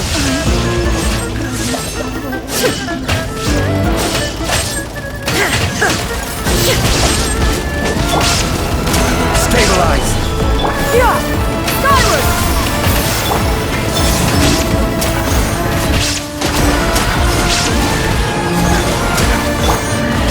Illusion shattered! Gather! This is order!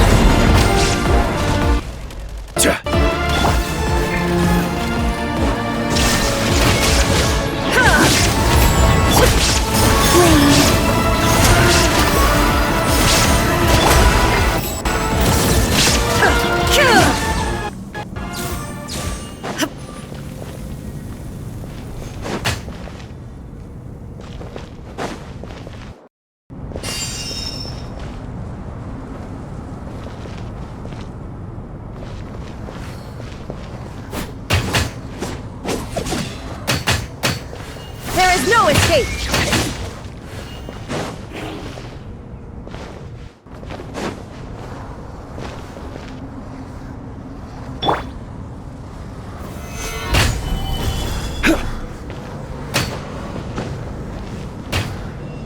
This hunk of junk's gone kaput.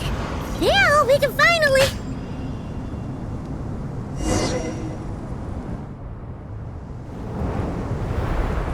It seems my subordinates failed to stop you in your tracks.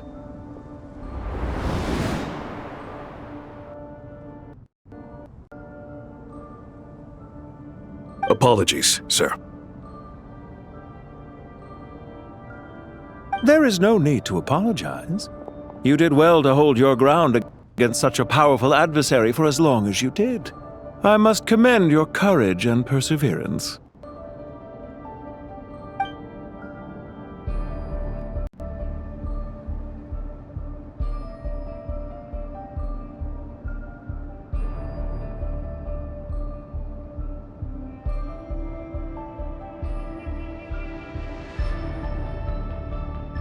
So, you're in charge here, huh? First the problems with Irminsul, now this mess in Gurabad? Are you the ones responsible for all this? I'm afraid I cannot answer that. I assume you aren't naive enough to expect answers from an enemy. This guy is so snooty! However you want to spin it, you're clearly involved in this somehow. So you can either start talking, or we'll have to make you talk. Let's get him! Traveler? What's wrong?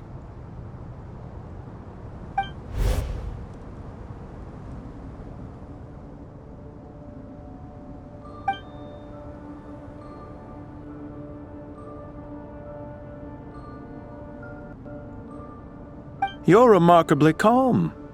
Some would act more rashly upon finding the ringleader all alone, but you keep your cool. Even as your enemy, I must applaud you. Did you show yourself just to say that?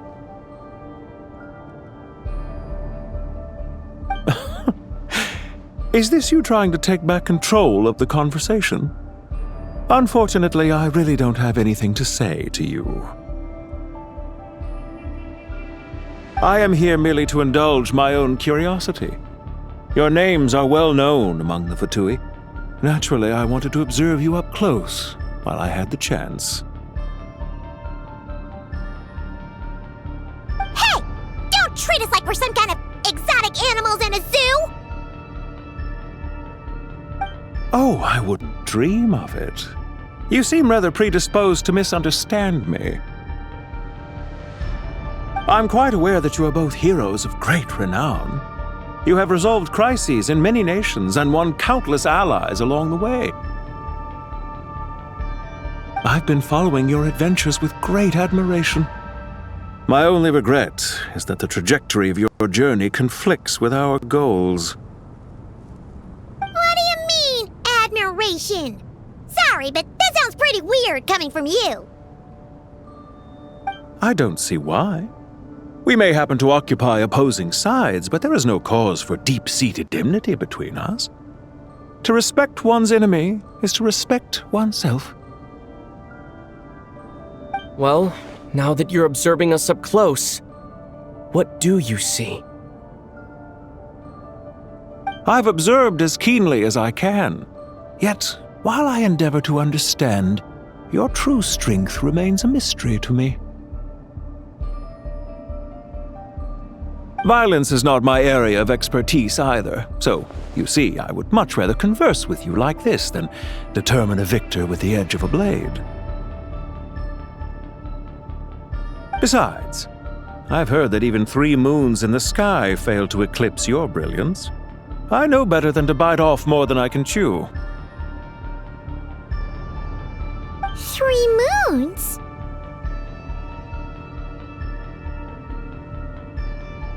So you have a connection with the Harbinger, the Doctor. Well deduced. Our commander, Dottore, died in Nod-Krai, but there are things that do not end with his departure. We must...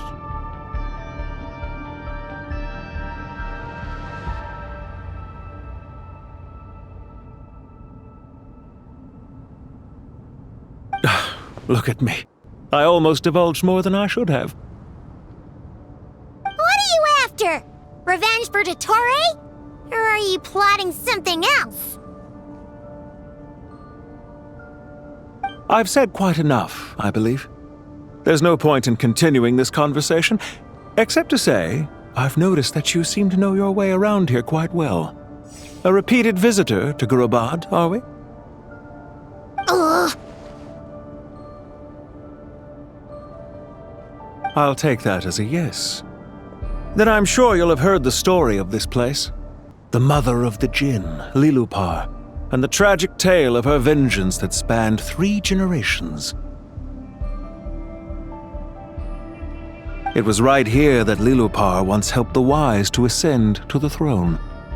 But from that moment on, every king who sat upon it was corrupted by power.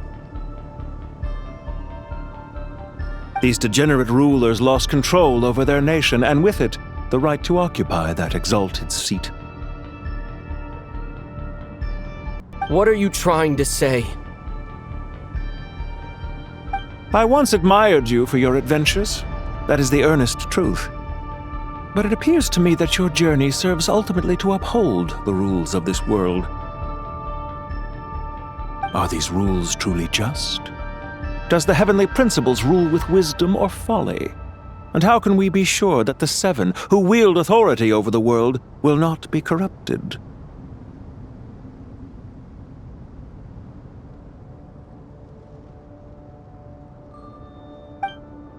Do you seriously think you're gonna convince us of anything?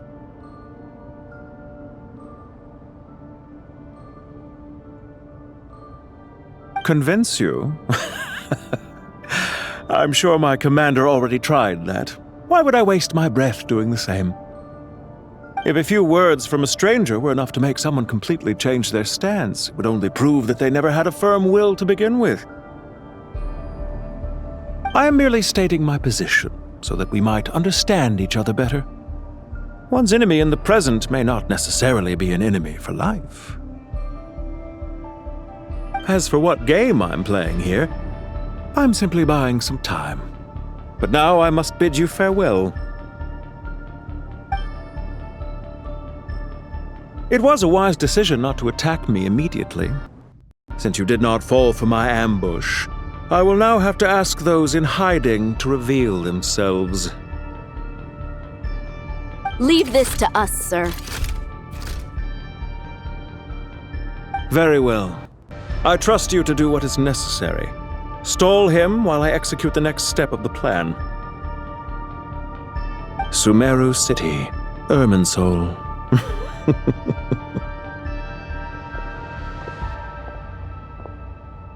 Hey! Stop right there! Don't you dare leave without explaining yourself! All units, stop them! Protect the commander!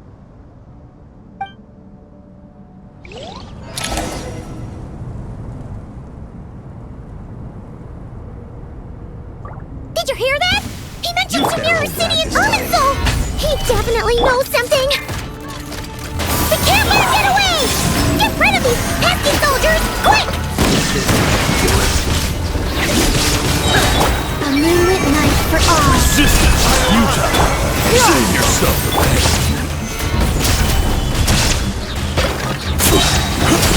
Order guide you! Rear guard to the front! Don't let them through! Shine down! Save yourself the pain! Get that thing in position! Gray cloud confirmed! Blame. There is no escape! Three moons converge. Hold on! Just a little longer!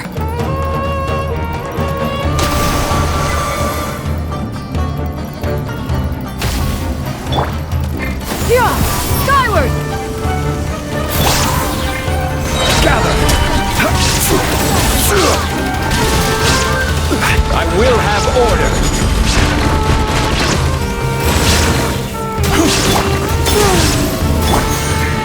Skyward! Scatter! Shine down!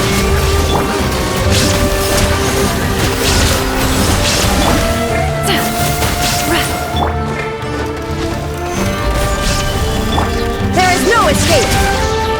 Moonlit night for all. Make way for the Adeptus! Skyward! Now you shall perish!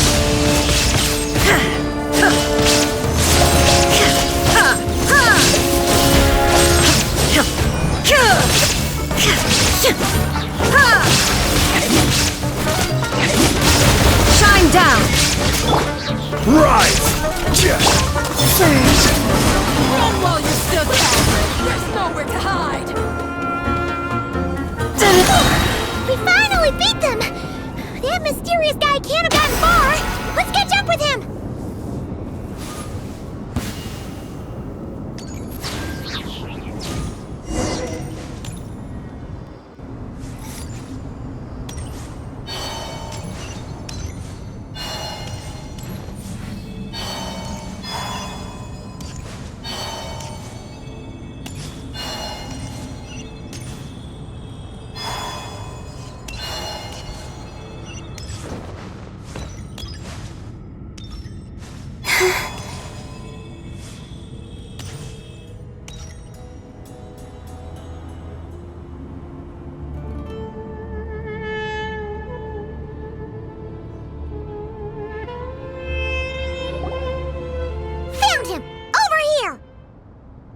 You're very persistent. Hey, you! Stop running and explain yourself! What are you trying to...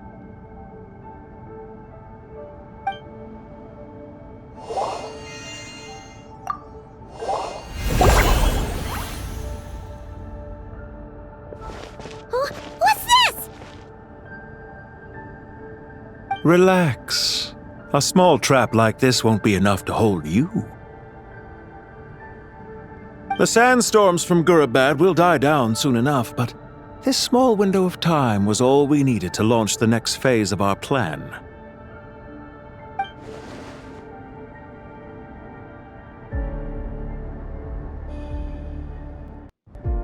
Don't be discouraged. I knew that someone would come here eventually, so I planned ahead.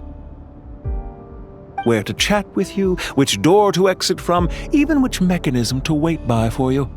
I thought through every detail. You, meanwhile, know nothing of who I am. So far, you've only heard my voice, and for all you know, it may not even be real. But not to worry. This is only our first meeting. It shan't be our last. Just answer me one last question. Why do you continue to follow Dottore? He has conducted countless cruel experiments, even on his subordinates. Follow isn't quite the right word. Let's just say even those you see as villains have their friends, even if they aren't the most sincere of friendships. When any set of rules is established, there will be those who benefit and those who lose out. People will do anything to justify what they have gained or escape from the hardship imposed upon them. Neither he nor I are tolerated by the rules of this world. We were both searching for a new order. Our ideas of the final form that should take may have differed, but our journeys took a shared path.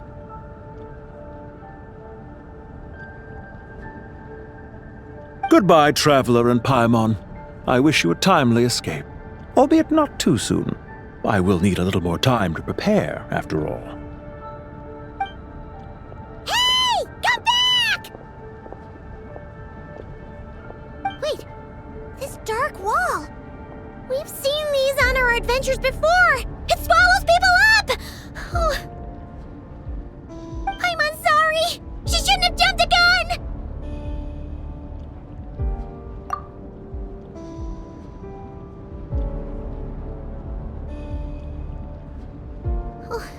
Okay. He may have fooled us this time, but we'll get him back!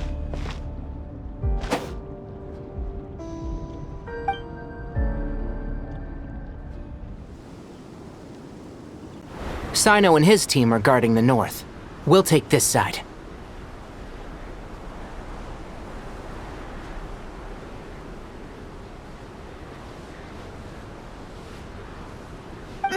There's so many Jinn! We can't let them get into Aru village!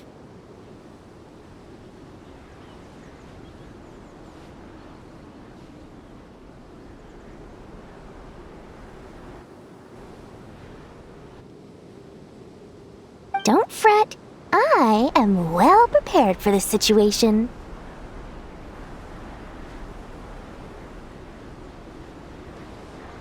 Huh. So you have a solution? Perhaps you're unaware that I have a trusty genie partner of my own, Plumpy. If I send her to negotiate with the others, this whole thing will be resolved before you can say Mora.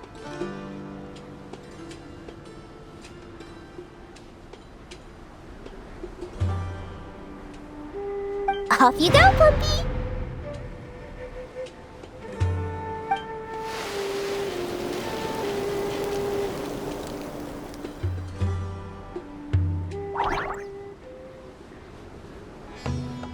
Come on, what's the holdup?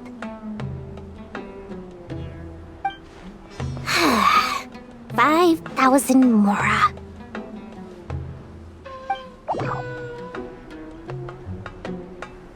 $20,000 Mora.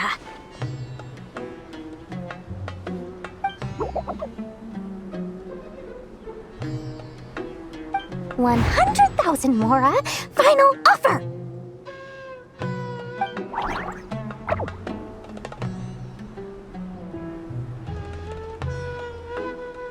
Ah, so she's a hired partner.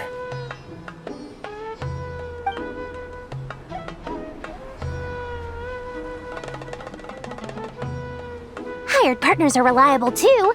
Plumpy here is a highly skilled negotiator. You'll see. Just a few words from her and...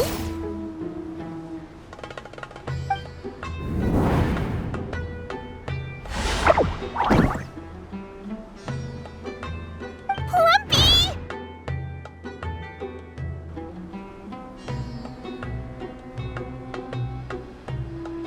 Don't you, Jin, have any respect for the rules? This was supposed to be a negotiation! How dare you treat my messenger like this? You wanna play rough? Two can play at that game!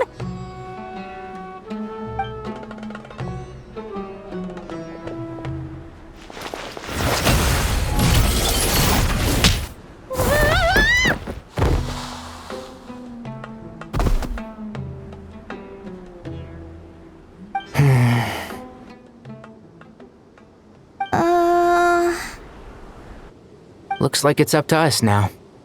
Be careful, Kale. Yes, Master.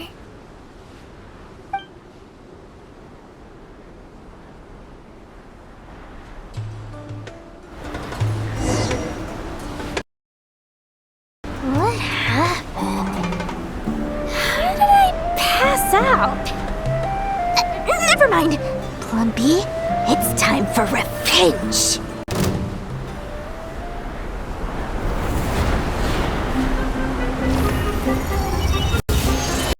You know, this reminds me of when you first arrived in Avidia Forest. You were trying to help a child retrieve a lost toy when you stumbled upon Spino Crocodile territory by mistake. Yeah, I remember. Our first time fighting side by side. Fighting side by side?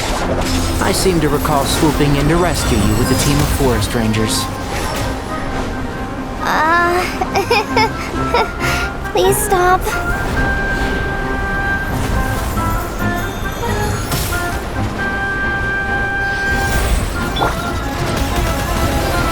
One with the forest.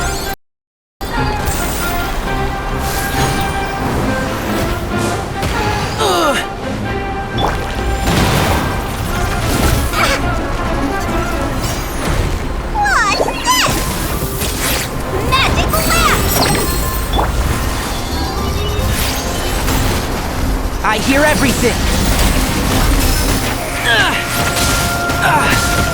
One thing after another! Press this off the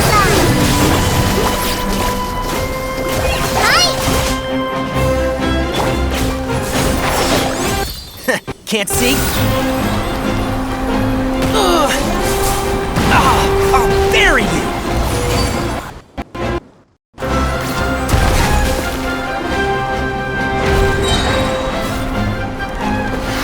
Let's nip that in the bud.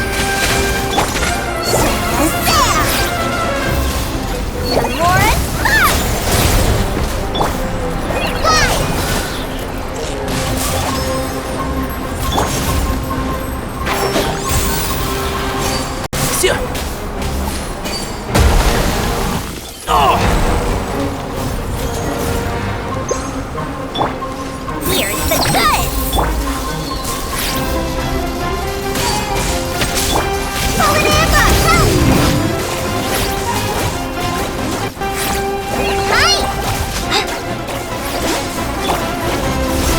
Shroud! Keep up! I'll uproot you!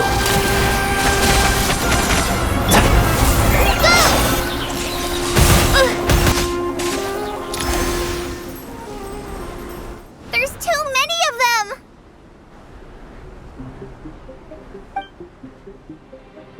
I can't believe I used 12 rare items in one battle!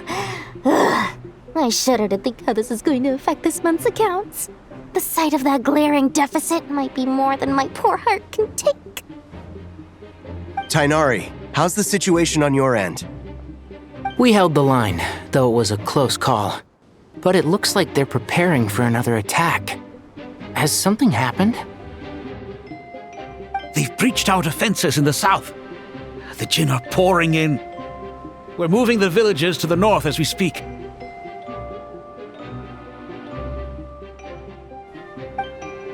We're hemmed in. This is getting precarious. Our margin for error just got a lot smaller. That's why we wanted to confirm your status. We need to consider our next move carefully.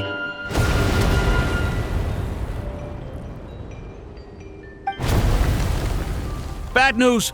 Another line of defense has been breached. Kale, go with them and assess the situation. Dory and I will hold the line here. But Master! Even with 3 of us, we barely managed to! This is not a discussion, Kale. Don't worry about us. She clearly still has plenty of tricks left up her sleeve. Wait! You can't pin all your hopes on me! Oh, great. I've almost run out of the things I brought with me, and the rest is back at the caravan. I should be able to hold out for a little longer, but still... Master!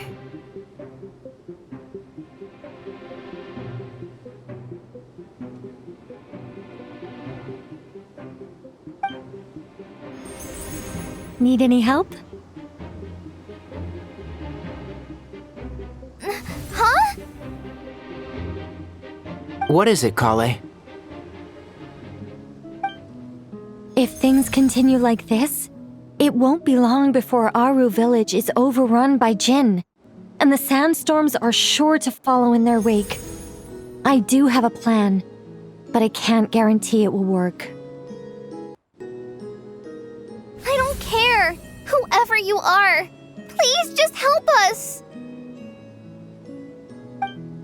The only one who can help is you. I am merely here to guide you along the correct path. I am a spirit created at the beginning. I am a flickering illusion. I am the shimmering light that flows from the eyes of the Creator. What do you mean? It doesn't matter. You don't need to understand it. Just repeat after me, one line at a time. Watch out! Jinn incoming! I am a spirit created at the beginning. Here goes nothing! I am a spirit created at the beginning.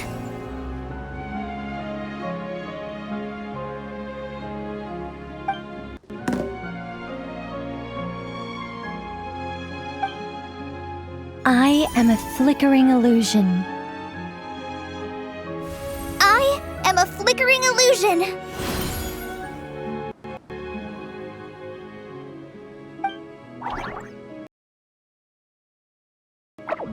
What's wrong, Plumpy?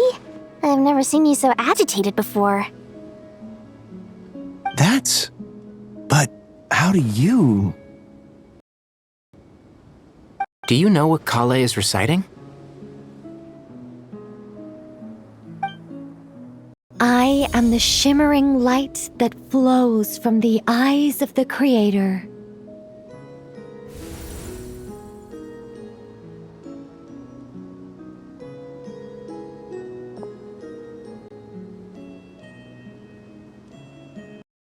I am the shimmering light that flows from the eyes of the Creator!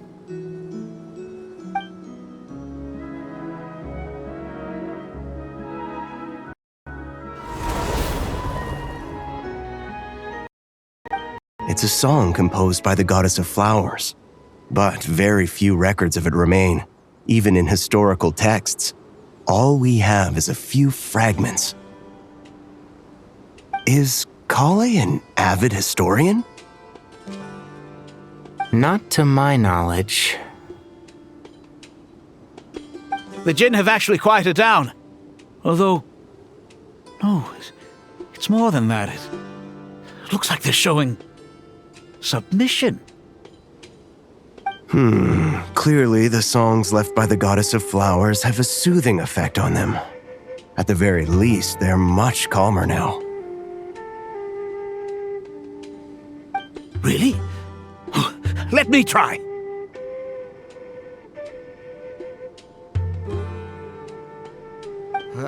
I am a spirit created at the beginning.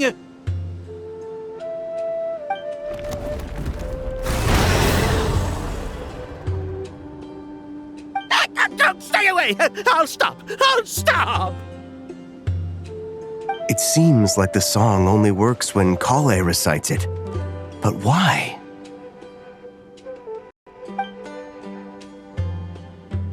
Kale.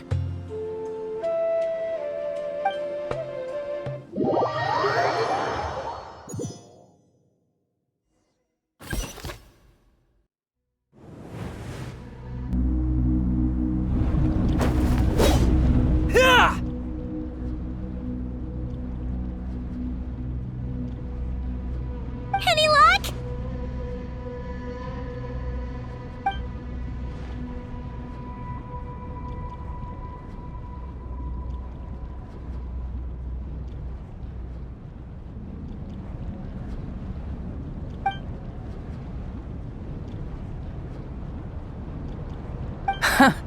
When I heard that loud rumbling in the distance, I thought the shifting sands had bust open the gates to some ancient treasure vault.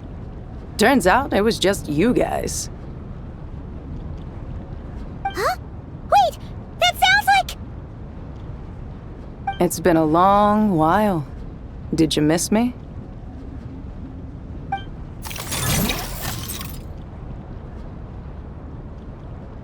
Jet! Ban! Let's save the catching up for later. First, I gotta get you guys out of there. This should be the right mechanism. Ben, can you handle it?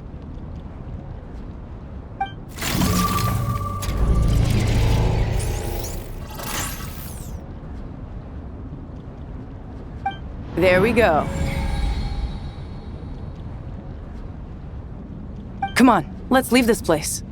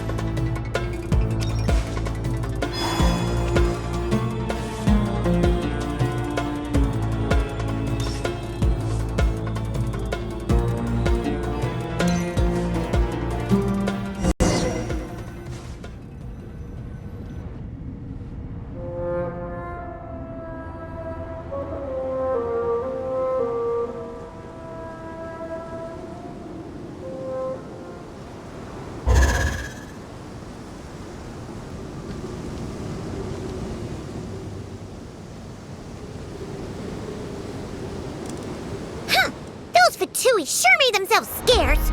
It's like they were never here. The Fatui? They came to the desert again? Yep. No idea what they're planning this time. They were being very coy about it.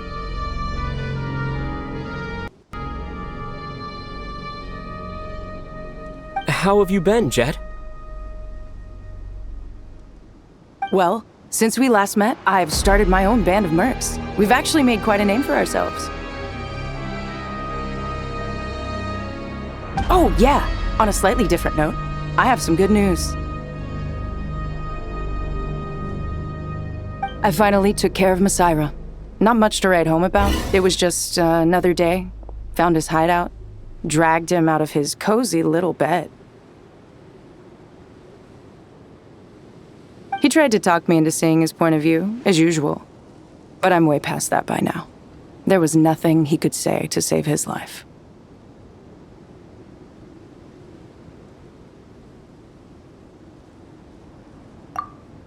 What about you guys? Bet you'd forgotten all about me and Ben, huh?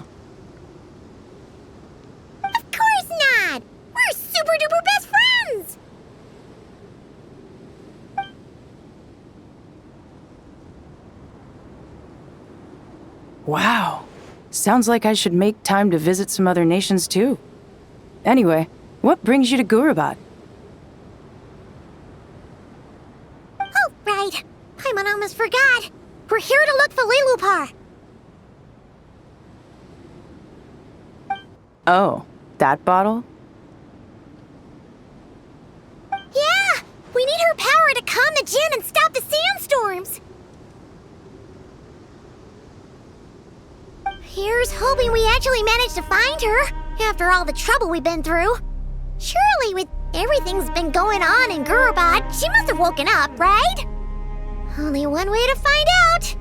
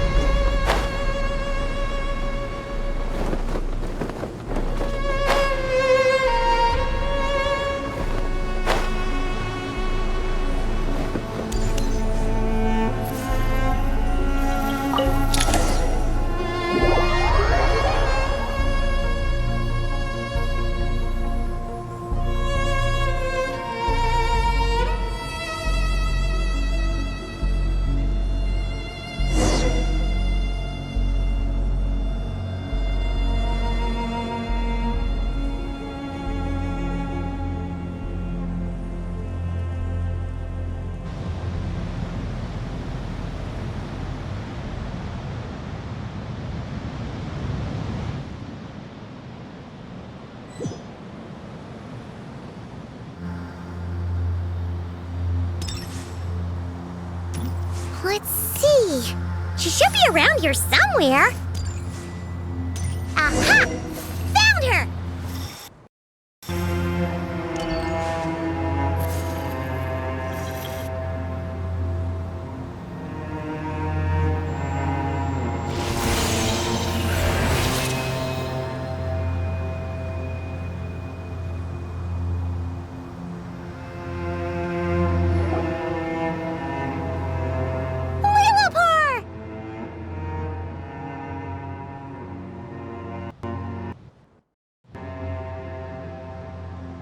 What a long dream that was.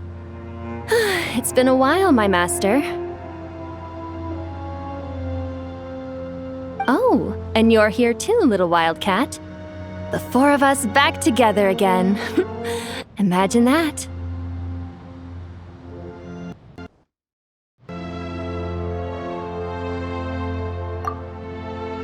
After we last parted ways, I merged with the land beneath Gurabad to suppress the dark calamities stirring in the depths.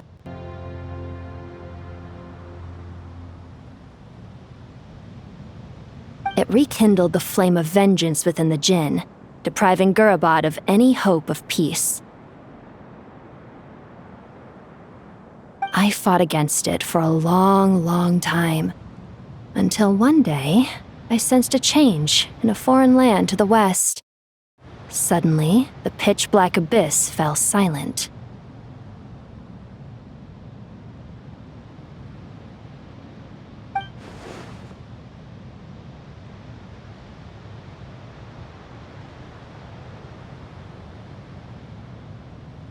Once satisfied that that dark power could no longer bewitch the Jinn, I too fell into a deep slumber, from which I have only now awoken.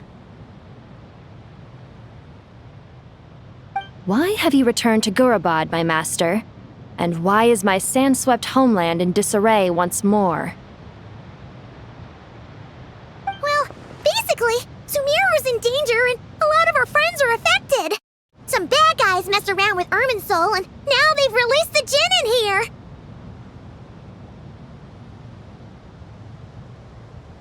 We managed to chase off the culprits, but we have no idea how to seal this place back up and stop the sandstorms.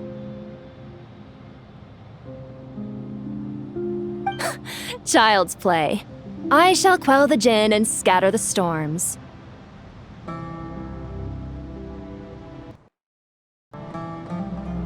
Thank you, Lilupar. No need to thank me, my master.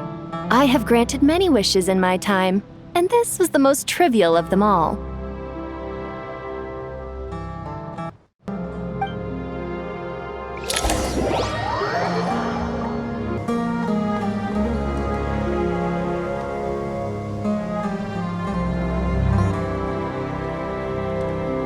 The sandstorm's gone. The sun shines bright again. When I said that we'd meet again under a lovelier sun, this was exactly how I imagined it.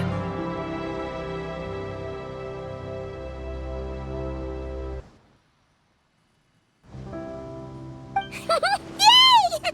Although honestly, Paimon would love to hang out with you more, even if the weather sucked.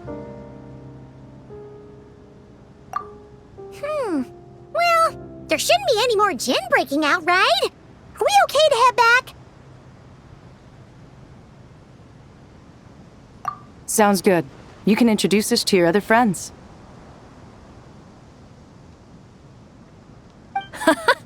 Another adventure begins. Lovely.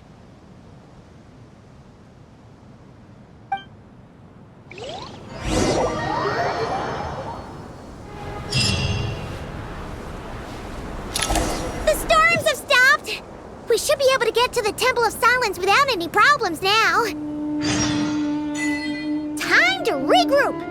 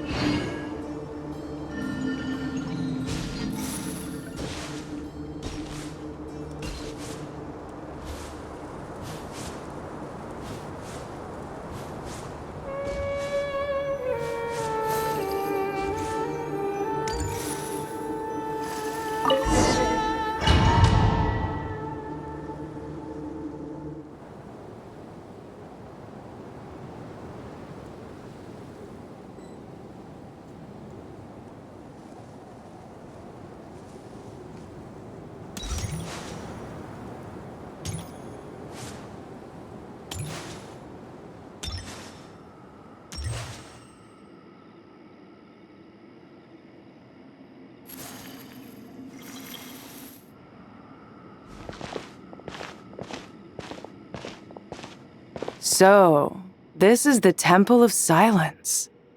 I've heard the Nagarjanites mention it in passing, but I never imagined it would be this big. It's colossal. I thought the temple moved to the rainforest ages ago. When did they scamper back into the desert?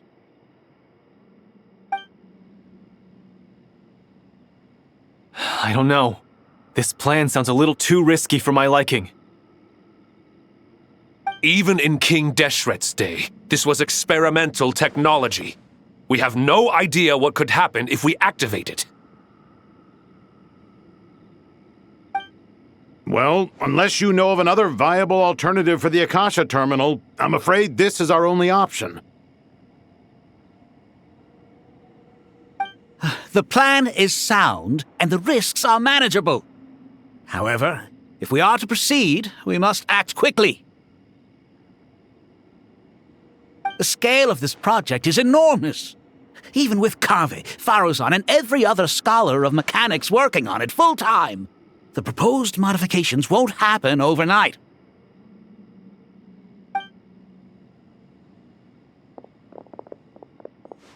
You're back. Everything all right?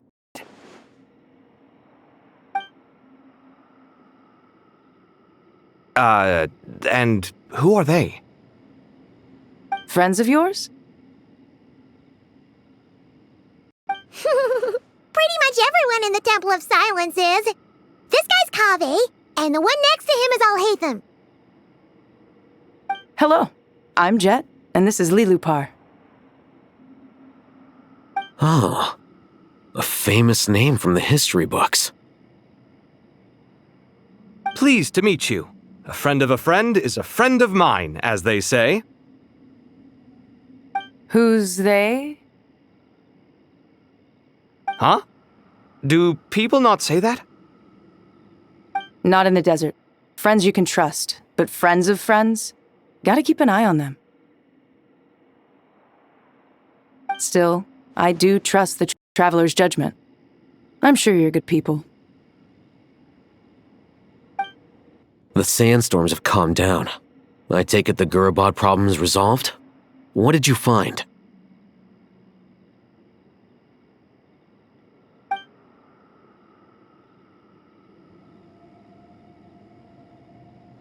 And after getting all smarmy with us, he trapped us there. Luckily, Jet used the mechanism outside to free us, and then we got Lilupar to put a stop to the chaos. Wow. Thanks for being there to help them. So, this mystery man openly admitted that he was merely a Harbinger subordinate. Yeah? Is there something weird about that?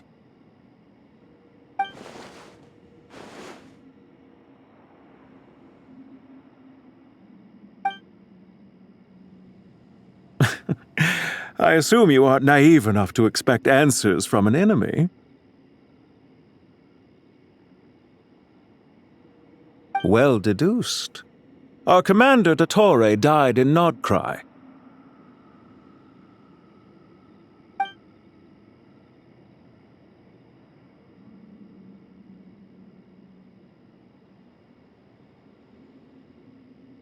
Are you wondering about his true identity? Or do you think there's a big conspiracy behind all this? I wouldn't go as far as to call it a conspiracy. Just the simple fact that having someone to shift the blame on tends to prove useful should trouble come knocking later.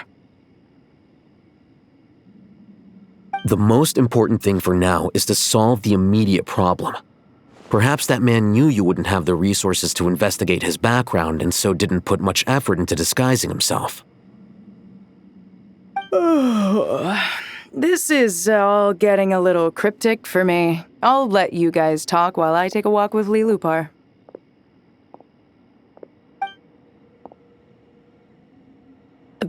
Jet? Aren't you with the Blazing Beasts? What a coincidence. Didn't expect to run into you here. We're mercs. You can run into us anywhere. Who's this with you? So, did you find the solution you were looking for in the Temple of Silence? You bet we did. This place is incredible. It has everything. So far, we've discussed a plan and verified its feasibility. Building a new system from scratch is out of the question. So our only option is to modify the Akasha using certain resources we hope to find in the mausoleum of King Deshret. According to certain sources in the Temple of Silence, there is a core device in King Deshret's mausoleum known as Aru. Little is known about this device in academic circles, which suggests it was hidden quite effectively. If these sources prove correct, the energy contained within Aru may be sufficient to power our Akasha renovation plan. However, this raises difficult questions regarding technological integration. The sages are still debating it. Yeah, but I'm sure they'll reach a compromise once they've argued it out. The people of the rainforest are always cautious when it comes to desert technology. But times of crisis like this leave us with little choice. Wait, Paimon has a question. Is this the same Aru we've heard of before? It's sealed off, right? Some sort of prison where the Goat King, Ibis King, and Crocodile King are locked up. Well remembered. Yes, that's exactly right. According to our records, Aru was the most brilliant creation King Deshret ever conceived of. Built by divine and mortal artisans working together. It was a miraculous accomplishment, and it lies hidden deep within the king's mausoleum to this day. That being said, what Aru actually does and why it was built, those are deep secrets we are not privy to. Until recently, I wouldn't have been optimistic that the place even exists. The only reason I'm inclined to believe it now is because we heard it from the Ibis King Thoth himself at his temple. The tale of how the 3 retainers of Al-Akhmar were imprisoned in Aru. Paimon totally gets that. When Paimon first heard about it, she thought it sounded pretty unbelievable too. Do you guys still remember that? The Ibis King told us they were trapped in Aru, and that they had to answer 3 questions to get out. I think I remember. What causes our rise and fall? What obliterates love and hate? And what determines truth and falsehood? Those were the 3 questions, right? Yeah. If only Nefer were here. She's dealt with the Ibis King before, so she might know more. Oh, Nefer's a friend we met in Nod-Krai. Nod-Krai. Funny. She showed up here earlier. Huh? Yeah. Had another lady with her, too. Both said they knew you. They contacted the sages, claiming they might be able to offer some assistance. Really? They came here to help out? Yes, really.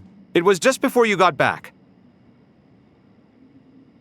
One of them said she's made Nod-Krai her home. If she's the person you were talking about, then...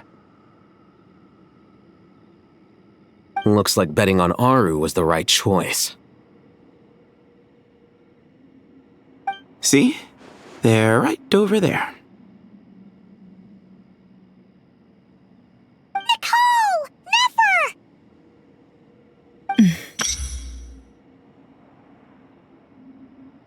Why, hello! We're here to help.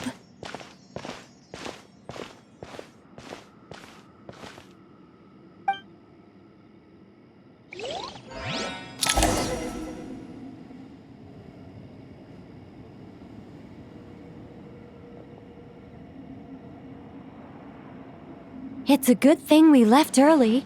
We almost got locked out. Locked out? What do you mean? Oh, you haven't heard? An invisible barrier has appeared around Sumeru's borders, cutting off all travel in and out. No one can leave and no one can enter. Sumeru has become a lonely island. Are the Fatui behind this too? Actually, no. This has nothing to do with them. I suspect it's a defense mechanism within Irminsul itself. Irminsul is the source of Tevat's ley lines, after all, and Sumeru is the nation closest to it. I imagine this function was put in place to seal the entire region off in the event of serious damage, preventing the disaster from spreading to the rest of Tevat. It may have been implemented long ago. But doesn't that mean that the people here won't be able to escape to other nations if the anomaly keeps spreading? Currently, that does appear to be the case, which is precisely why I am here. This is a critical moment for the world, and Sumeru is the eye of the storm.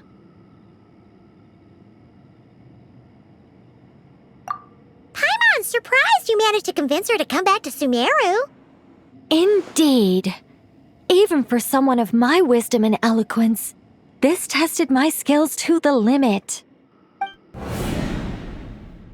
And why should it concern me that Sumeru's in trouble? Surely you don't think I still have feelings for that place? Judging by your tone, I suppose you don't. Sounds like you don't know much about my past. And here I thought you knew everything. All I know is that the Ibis King is the source of your power. He was quite a prominent moon envoy once upon a time, so I do know a thing or two about him. As for your past, I have ways to learn the full story if I wish to. But everyone has secrets they'd rather keep to themselves. Wouldn't you say? I'm glad you see it that way, Miss Nicole. I've chosen to call Nod-Krai home, which is why I did my part in its hour of need. That doesn't mean world savings become a habit with me. I have no particular desire to play hero in Sumeru, thank you. I understand. Human emotions do not appear and disappear without cause. There is always a reason to be found behind both salvation and destruction. Still, if time has taught me anything, it's that human emotions are often complex and in conflict. That's why people change their minds about things all the time. But that's where we angels come in. Our duty, ultimately, is to guide people towards their deepest, truest desires and help bring them to fruition. So I wish to hear about your past, because I do not believe you are motivated by hatred alone. And if we still arrive at different conclusions in the end, that's okay. I refuse. Wait, what? But I set the atmosphere and everything. Isn't this supposed to be the moment when we finally open up to one another? Is it? Maybe I'm not so good at reading the atmosphere. You're right, Nicole. There's more to me than just hatred. Had it consumed me, I'd be left stuck in the past forever, never living in the present. But I don't think that your guidance can change my mind. The all-consuming sands, the bloodshed, both deserved and undeserved. Those old emotions cling to me like a shadow. Do you wish to shake them off? No. I hope to remember them forever. Those emotions and memories shaped me into the person I am today.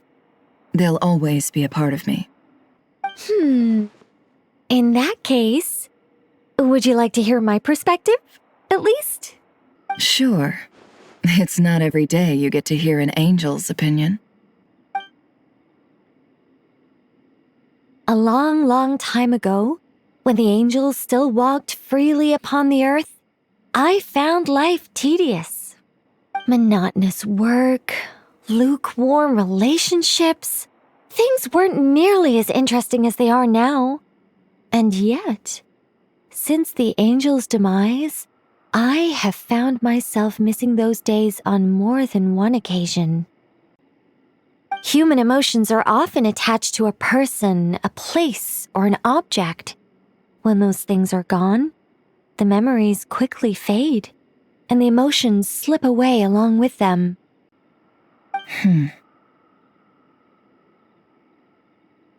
If Sumeru were destroyed, both rainforest and desert would be no more.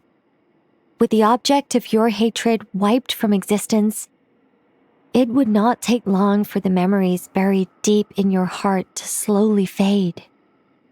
Both love and hate are intense emotions, but they are nothing compared to the void left behind when they disappear. Most sophisticated, Miss Nicole. But anyone focused on the future could only ever applaud the destruction of the things they hate. Still, I'm a special case. Someone once told me that human memory is more selective than a Mora-hungry merchant choosing between customers. We all need a reality check once in a while, so we don't forget the truth. As much as I dislike Sumeru, this is no way for it to perish. All right, you win. I'll help you out a little, but I won't work for free. How much will you need? You're not gonna milk this for all it's worth, are you? What do you think? I'll be upfront with you. I don't have much more on me.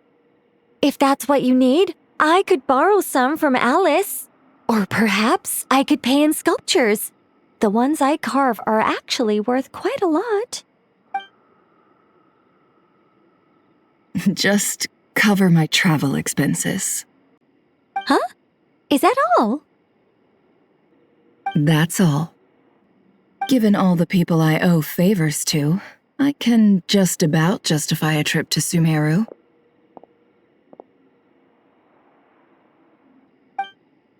Yehoda! Here, boss! What do you need? I'm going back to Sumeru for a while. While I'm away, you'll be in charge of the curatorium. Me? I'm in charge? Whoa! Don't worry, boss. You can count on me! And that was how the ingenious Angel Nicole brought you the perfect person for the job in your hour of need. Hip hip hooray! That was far more detailed than necessary. Not lacking in embellishment either. I never thought I'd return. Especially not the desert. But life doesn't always go as planned, I suppose. What's Candace up to? I don't think I've seen her yet. She's still taking care of things in our village. Should be joining us before too long.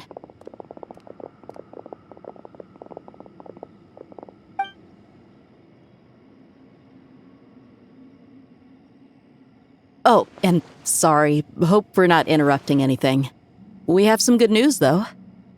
We're planning to go to the mausoleum of King Deshret to look for the legendary Aru, then use it to try and restore the Akasha system. According to records in the Temple of Silence, the mausoleum houses something called Aru's Chute, which can be used to establish connection with Aru. We still have some time before we leave, so there's no rush. By the way, who are these two new faces? Just call me Nefer. I'm based in Nod-Krai. Did I hear you mention Aru? Correct. Well, I happen to have a connection with one of the 3 retainers imprisoned inside, the Ibis King. I'm here to get things done, so if you don't mind, I think I should come with you. That sounds perfect. Miss Nefer, are you from the desert by any chance? Why do you ask? I don't know. There's a familiar air about you. Plus, you mentioned Candace. Sorry, I don't mean to pry. It was just a random thought. I'm Dia, an Eremite mercenary. My work usually keeps me out in the desert. I'm on good terms with Dory, and she's mentioned you all before. It's nice to finally put faces to the names. However, my associate here is probably less well acquainted with you. Why don't you all introduce yourselves? Actually, I'm a little better acquainted than you might think. Huh? Huh. Are my eyes playing tricks on me? It looked like you spoke without moving your mouth. Ventriloquism. I have heard tell of it before. What is it, Kale? It's you! You're the voice who's been speaking in my head, aren't you? You encouraged me to report my dreams to the Dendro Archon, and got me to recite that magic prayer. I have many titles, but let's go with the most pertinent one. I am Nicole Rain, an angel who has lived since ancient times. An angel? Sounds like a big deal, but, what exactly is an angel? Oh, Well, we're a rather long-living race of beings. Not gods, technically, but we can still tell you a lot of stories from ancient history. Yep, and she's also an amazing sculptor. You could say she's a real creative type. Well, ma'am, if both the Traveler and Paimon give you rave reviews, you must be pretty impressive. Oh, please don't call me ma'am. I find it so awkward when people get too formal with me. Just relax and be yourselves. No need to be nervous. Miss Nicole, if it's okay, could I ask you a few questions? Yes, you may. I can see your heart is filled with confusion, and you are desperate for answers. I also know which questions you want to ask me. Why did you dream of Sumeru City in disarray? Why did those verses soothe the Jinn only when recited by you? I can guide you to the truth, but it involves a personal secret of yours. I'd prefer to speak with you alone, if possible.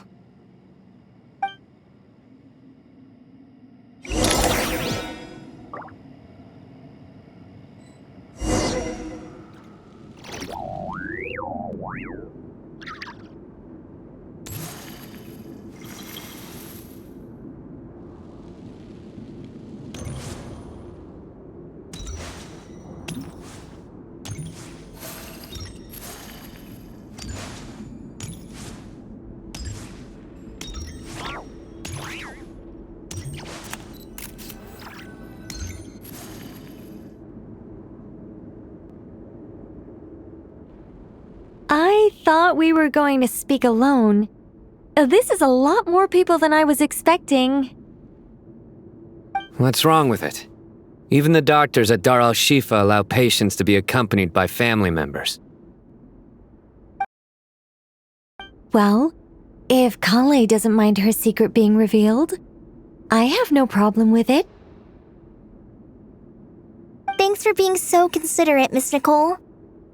I don't know what secret you mean, but whatever it is, there's no need for me to hide it from my closest friends. Closest friends? It's so nice to hear that. All right. In that case, I'll get right to it. Kale, are you aware that there are god remains inside your body? I am. When I was young, I got sick with Elazar. Nothing could cure it. The Fatui convinced my mom and dad that they could help, and I was sent to an unfamiliar place. There were a lot of other kids just like me there. This creepy guy injected us with some strange medicine, which I heard contained god remains. I can still remember the pain like it was yesterday. But thanks to the friends who've stuck by me all this time, I've gradually been able to overcome those memories. Anyway, so you're saying that what happened to me has something to do with the god remains they injected me with? Yes. Those were the remains of Nabu Malikata, the goddess of flowers. What?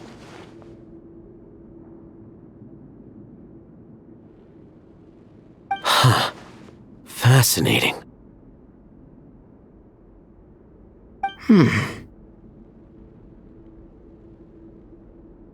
You don't seem surprised like the rest of us. Why? The possibility crossed my mind when Kale recited the Goddess of Flowers song and calmed the Jinn. You made Paimon jump!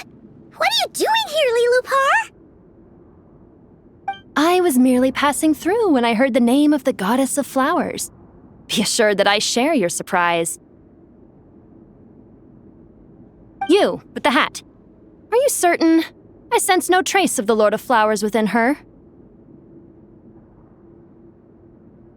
Well, it is a very small fragment. Unless special methods are used to manifest its power, even her closest acquaintances would find it near impossible to detect. After the goddess passed away, her remains were scattered across the desert. King Deshret gathered all the pieces he could find and buried them in the eternal oasis. But some fragments remained unaccounted for. Eventually, the Fatui must have found a way to track some of them down. Presumably for use in some experiment. It's not an uncommon occurrence.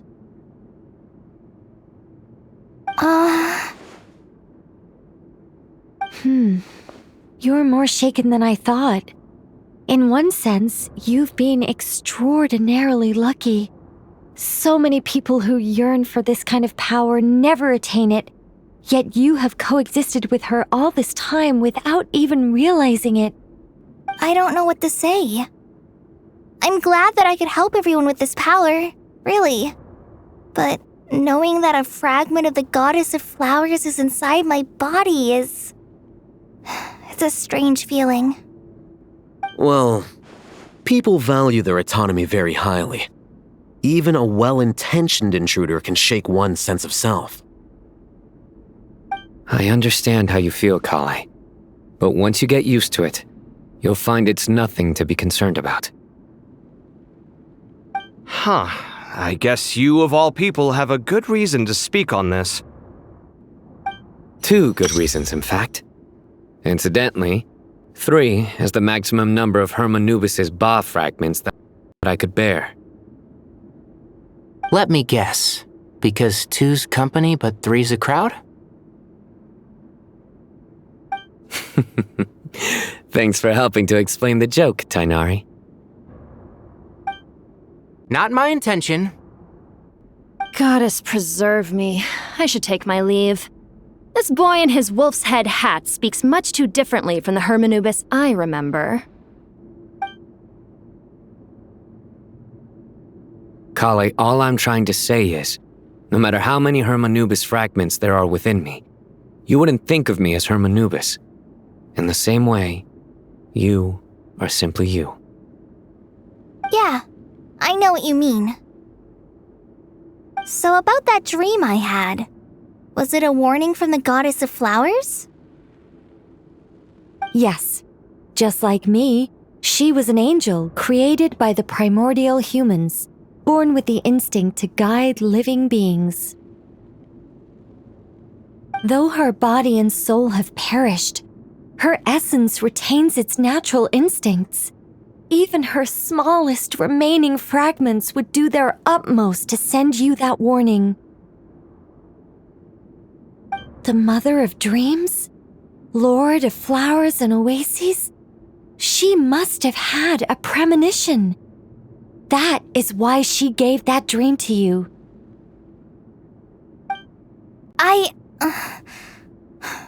We won't let our efforts go to waste. But I still don't understand.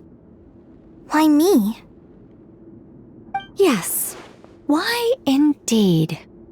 You weren't the only one injected with god remains, but only in you have her fragments persisted. I suspect it may be because of the firm will you showed in the face of suffering. She was likely assimilated by that will. Of course, this doesn't mean you have to shoulder any extra responsibility.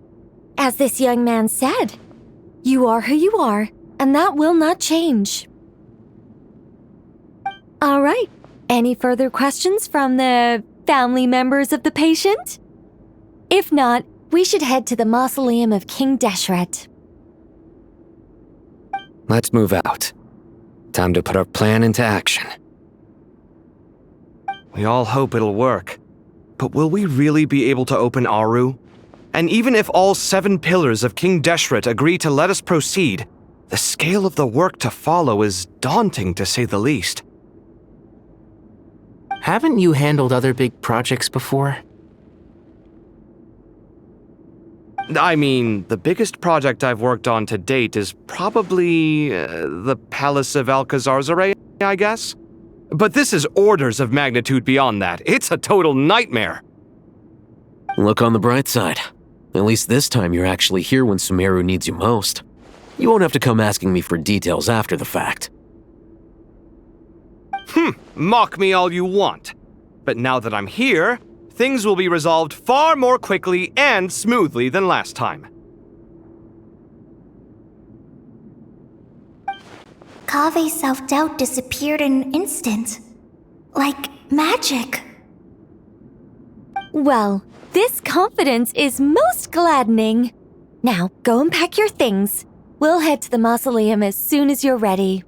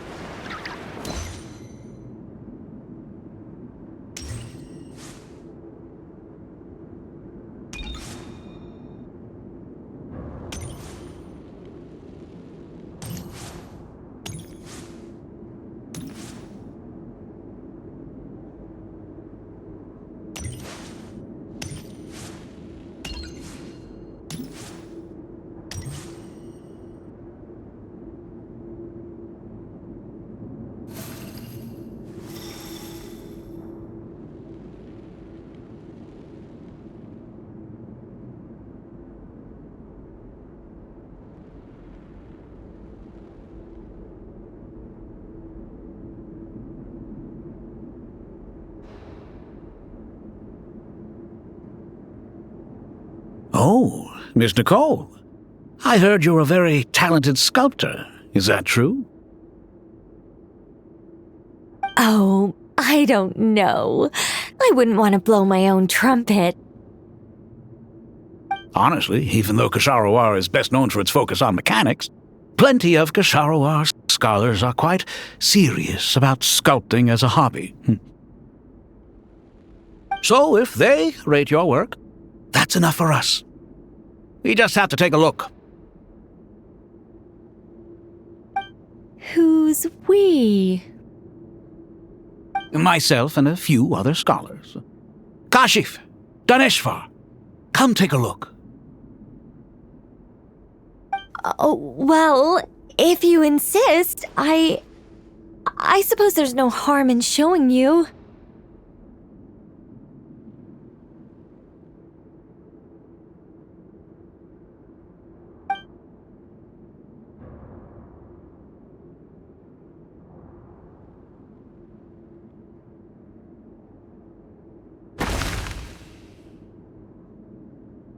Whoa! Where did that come from? Look at the level of detail. It's so lifelike. The squirrel descends from the heavens like a champion, and the earth trembles beneath its feet. What do you think? Striking, isn't it? Kaveh? Kaveh, come here for a sec. Oh, and Madame Faruzan. Didn't you used to study in our darshan? Come take a look. All right, but hang on a moment. I have to finish reviewing this proposal first.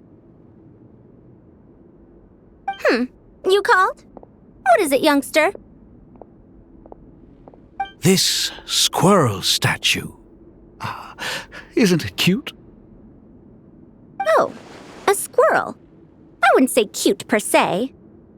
The realism is what stands out to me. Were you trying to carve a statue of a hero, young lady? Oh, a hero? I suppose so. Actually, I didn't really have a specific theme in mind. I just started working on it, and this is how it turned out. I see. Well, do you tend to read novels about heroes in your spare time? As a matter of fact, I do quite enjoy those. Everyone loves a good tale of daring do, right? Then perhaps this statue represents the heroic tale you long to see deep down inside. Also on the subject of heroism, I feel that if the subject posed with a finger raised towards the heavens, it would lend a greater gravitas to the overall image. I'm sure some would call it cliché or old-fashioned, but not me. I think it would be a perfect fit. It has a certain classical beauty about it. Kaveh! Sorry, Madame Faruzan, I'm a little busy right now. Don't wait up for me. What a pity. That young man has excellent aesthetic tastes. I was hoping to ask him for his opinion. What a genius idea! Why didn't I think of that? Classical beauty is a great direction to explore. That's it. Once I get back, I'm going to sculpt a heroic squirrel pointing its finger towards the sky. Precisely. A declaration of victory. You understand my vision. Then place the two statues face to face. Yes! That's exactly what I was thinking. It'll be a masterpiece, Miss... I'm sorry, I didn't catch your name. Just call me Nicole. Madame Faruzan, was it? What? Oh, no. That wouldn't be right. Why ever not? Madam is a state of mind cultivated from within. Anyone may call me Madam if they so desire. My dear Miss Nicole, once we make it through these trying times, should we have the pleasure of meeting again, I shall look forward to seeing your new work. In this day of age, it's rare to find people with an appreciation for classical aesthetics. Meeting you was truly a pleasant surprise. Honestly, I feel the same way. It's been a long time since I met anyone interested in this style of statue. Clearly, they don't call you Madam for nothing. Also, I have to say, you're a very good judge of character. Because when I think about it, I really am someone who likes stories about heroes. That must be why I've quietly kept watch over generation after generation of them. Sorry, keeping watch over heroes? What exactly do you do for a living? Oh, never mind that. Let's not tell Madame Farrouzan about Miss Nicole's true identity for now. Good idea. Let's limit the conversation to aesthetics.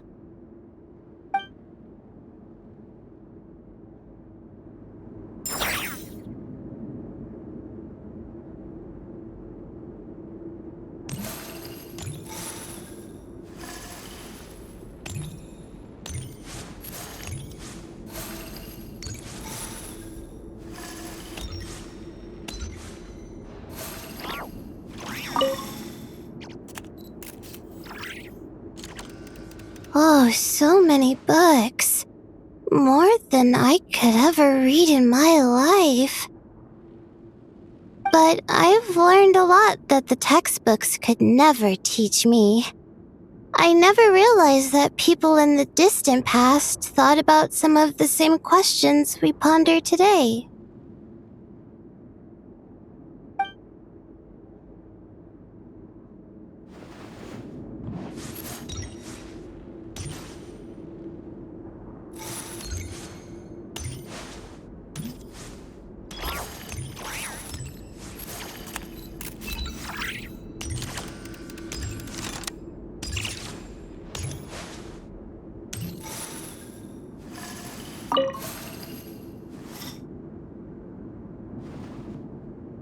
What's wrong? You look a little depressed. Kale got a fragment of the Goddess of Flowers, and all I got was one of the 7 pillars who served under King Deshret. I lost out, didn't I? That's what you're upset about? You're such a child.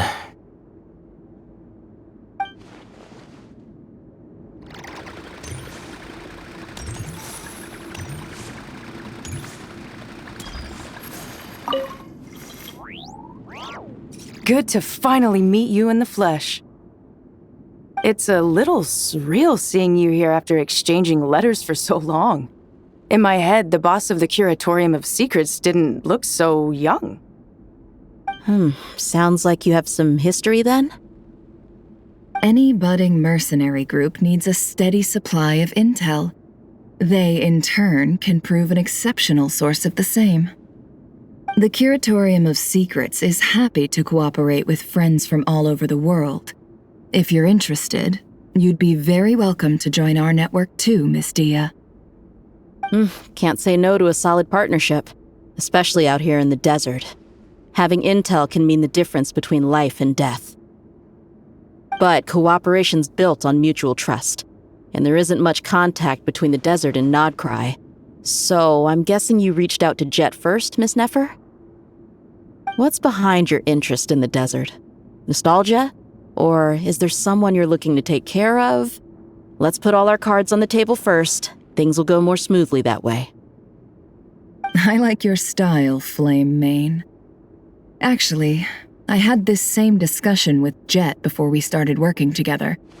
To be clear, I have no intention of using you for any ulterior motives, and I have no enemies in the desert as things stand now. Were that to change, I wouldn't drag outsiders into a conflict that doesn't concern them. There's no point in doing certain things if you don't do them yourself. Wouldn't you agree? Well said. Taking responsibility for one's own affairs is the way of the desert folk. Huh. It's like you're one of us. You sure that's a compliment? Absolutely. I'll take it. Perhaps we can discuss our cooperation in more detail now? Sure. I love working with no-nonsense people. And you certainly fit that description. I look forward to a fruitful partnership. As do I, my friends.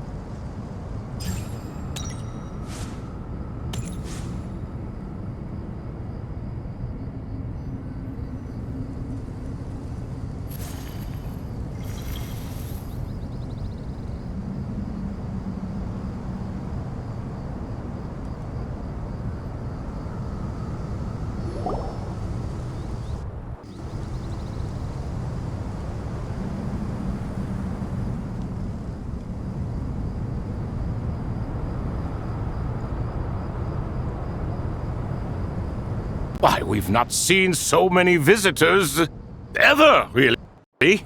What is this place now, a tourist attraction? Ah, closer inspection reveals many familiar faces. To what do we dusty old fellows owe the honor? Surely you're not just here to chat. You surmise correctly. We are here to carry out a rather enormous project. Ho, enormous, you say? How large, then? Larger than the gaping void in our lives? Why, you've even put a smile on Goatee and Crocco's faces. All this activity is making for quite the special day.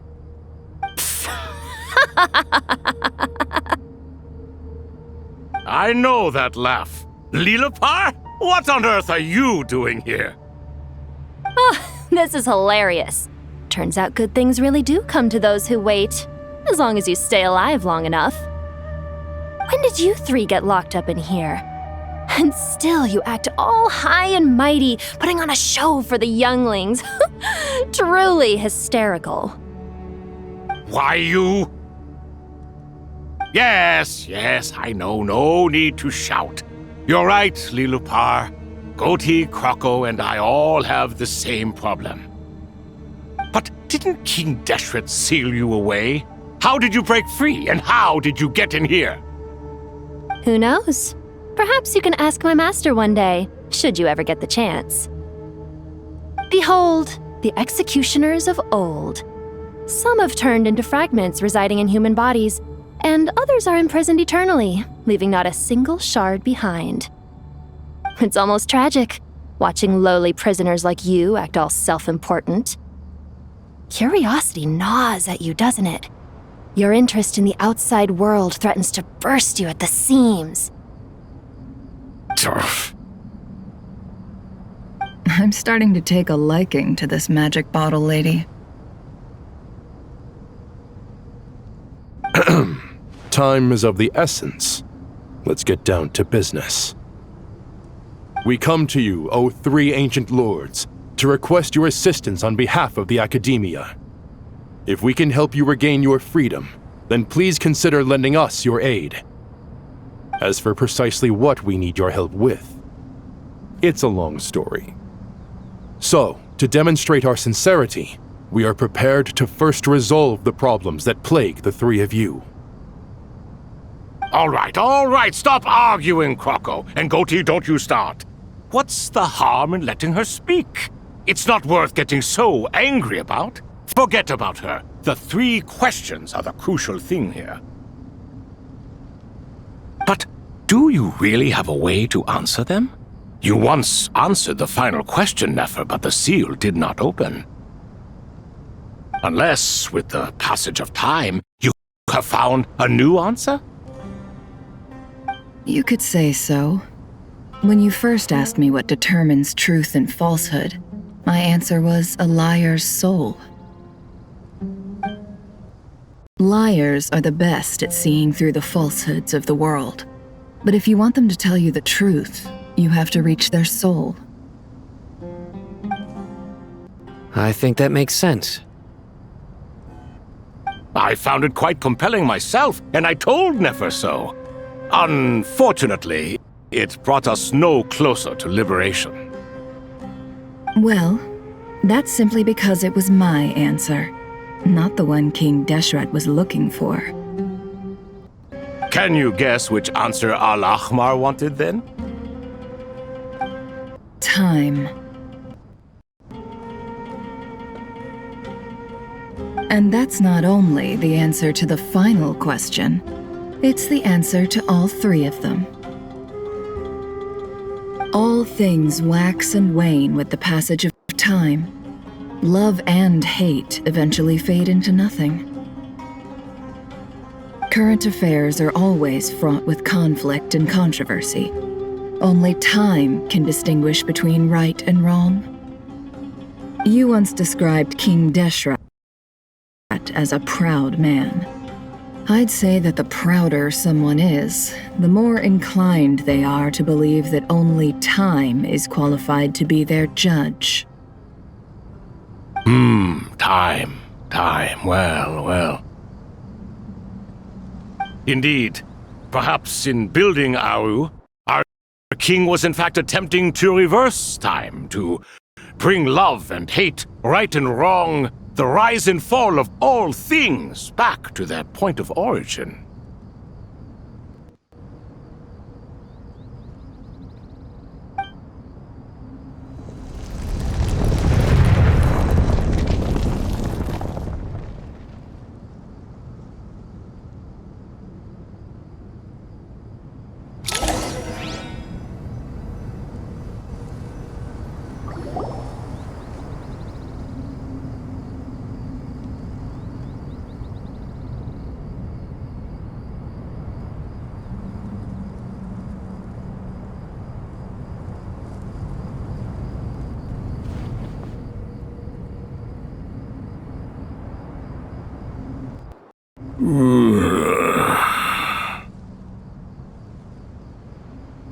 This is the most eventful day I have experienced in a long time.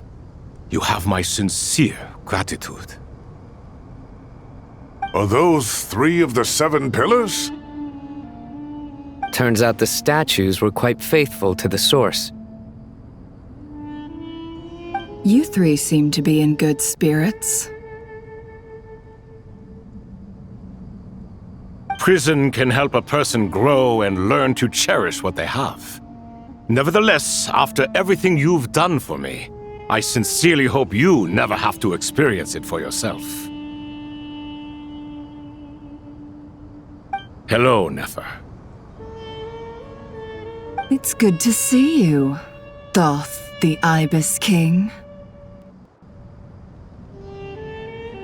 Nice. Definitely puts my mind at ease, seeing you two getting along so well. Should we maybe introduce ourselves, or... Sure. I'm Sethos, the current leader of the Temple of Silence. This is General Mahamatra Sino, and this is the former Spantamat sage, Cyrus. But I'm guessing none of that means a whole lot to you. Everything is equally new to us, in truth. We've been gone from this mortal world for longer than you can imagine. Let's hold off on the introductions for now. We can always ask Nefer about you later. It'll give me something to talk about with my chosen disciple. You're like a helpless parrot. Gods and people of yore are not necessarily welcome in today's world. Self-awareness is one of my finest qualities. I thought I ought to share its fruits with you two. Is that so? Well, I think we'll take it in stride, just as we did with the 3 questions. Let's not forget, it was my persistence that won you both your freedom. Fair point. I have to applaud your persistence. And I must praise you for your wisdom. Now, state your wishes, young ones. I'm sorry? Why, your tremendous accomplishments deserve a reward, do they not? You must let us do something for you in return. General Mahamatra, what do you think? I won't beat around the bush. Sumeru is facing a crisis the likes of which have never been seen before, and we need your help.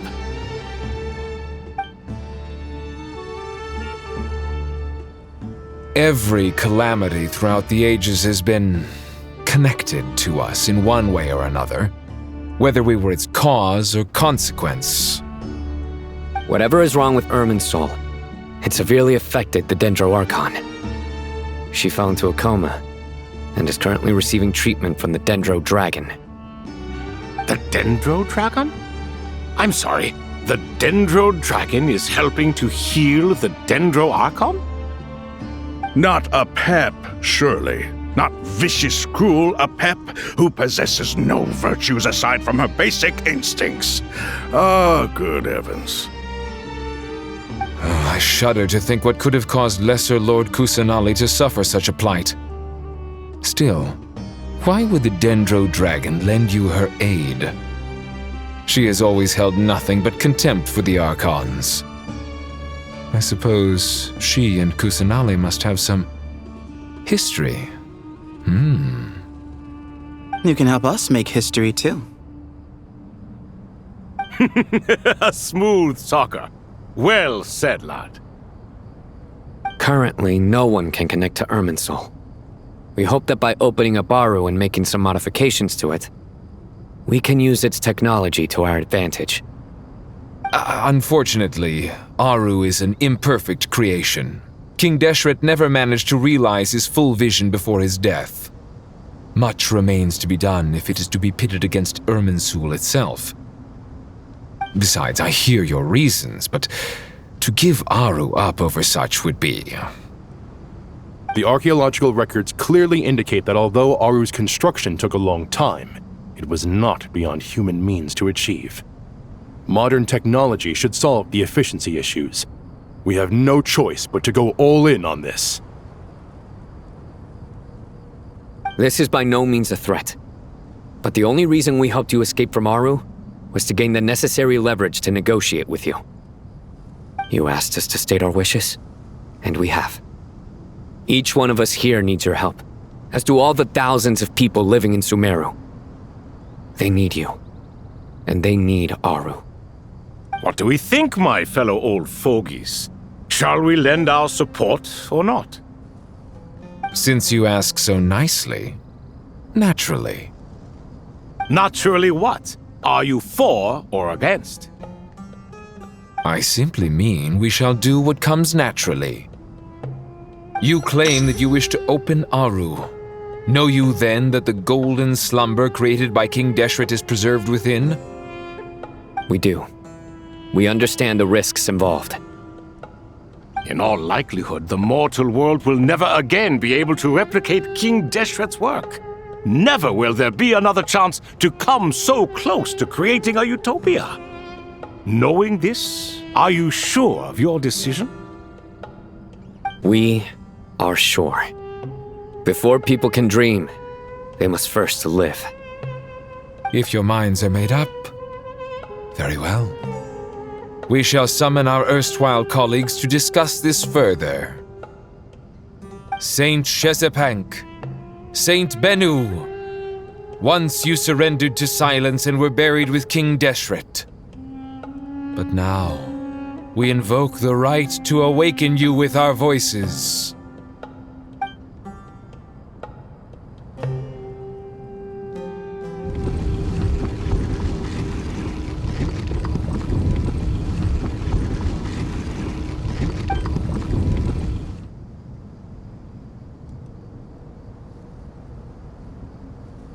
Saint Bennu, responding to your call. 3 kings detected. Initiating autonomous will. Saint Shezbank, responding to your call. 3 kings detected. Initiating autonomous will. Ah, Lord Herreshoff. What a long time it has been. I trust you are keeping well. Then your trust in my well-being has long outlived your physical body. You have always opened with that same phrase, in life, death, and now even beyond. Al-Akhmar is long gone. What is the reason for this meeting? You're awake? Good. We are voting on whether to give the people of present-day Sumeru access to Aru and permit them to perform technological renovations. You have the right to support or oppose the motion.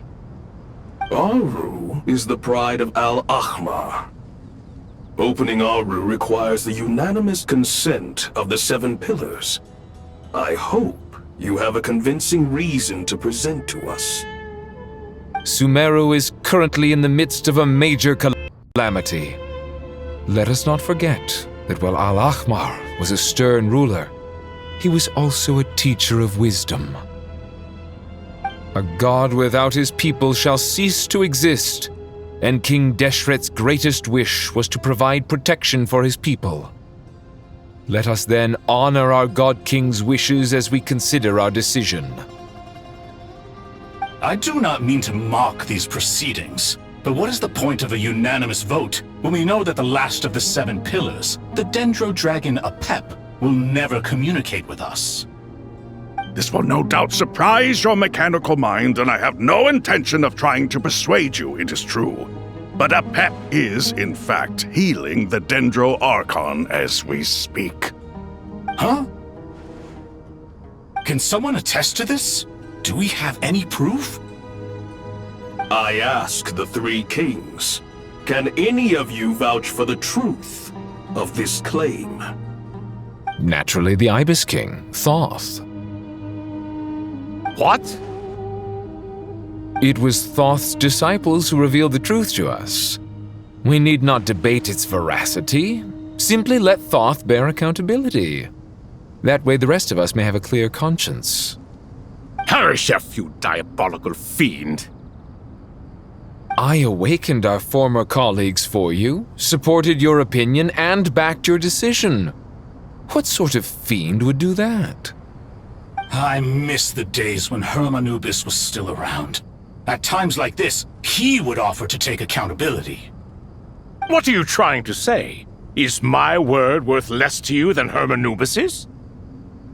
Hypocrite though you are, Lord Thoth, you are humorous in equal measure.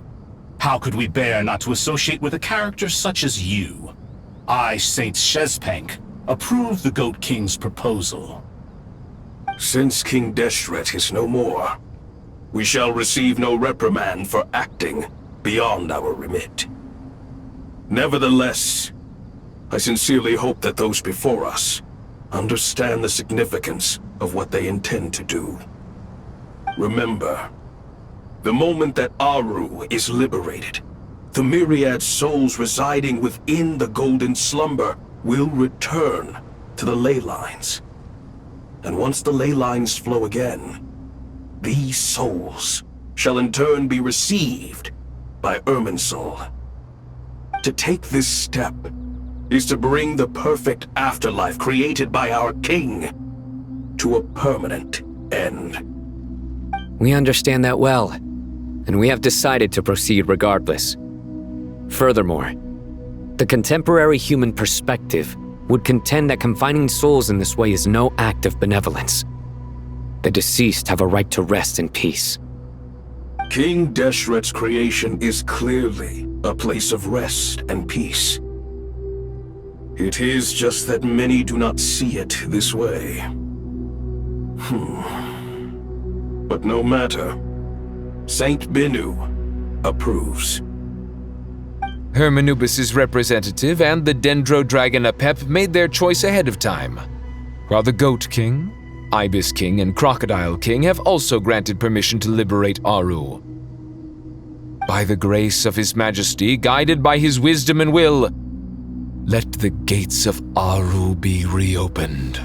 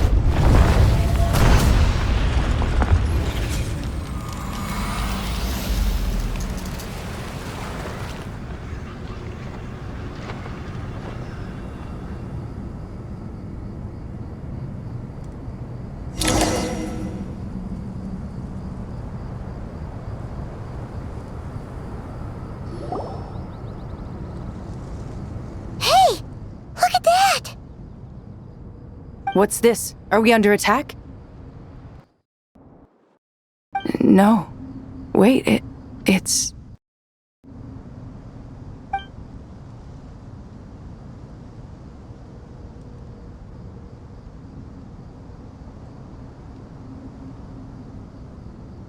Here you are. Through the sands of time. I see you. Father. Father, is it really you? It's Chet's father, Jibriel! That's right! He entered the Golden Slumber, didn't he? I smell blood and sand on you. You've grown. Strong as a wild beast, and without shedding a tear. You have to leave, don't you? Please, just answer me this. What should I do for you? This meeting is a blessing from the gods.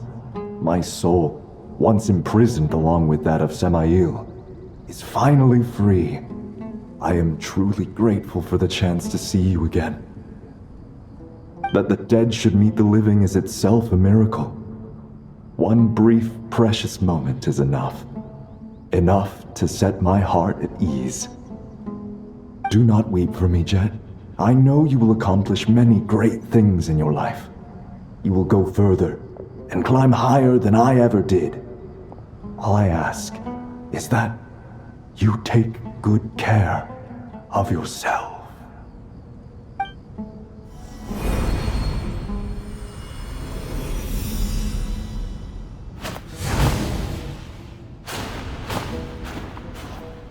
Father! Father! Father. Hey, Jet. Do you want something to eat? Maybe it'll help you feel better. I'm fine. Thanks, Paimon. It was just a little sudden. The chance to see my father again meant the world to me. He was trapped in the golden slumber for our sake. And now, after all this time, he can finally rest in peace. I'm glad. It's a huge relief. You've grown strong, Jet. More than enough to fend for yourself. Yeah. I'll leave the past in my memory where it belongs. My family, the good times and the bad. Goodbye, Father.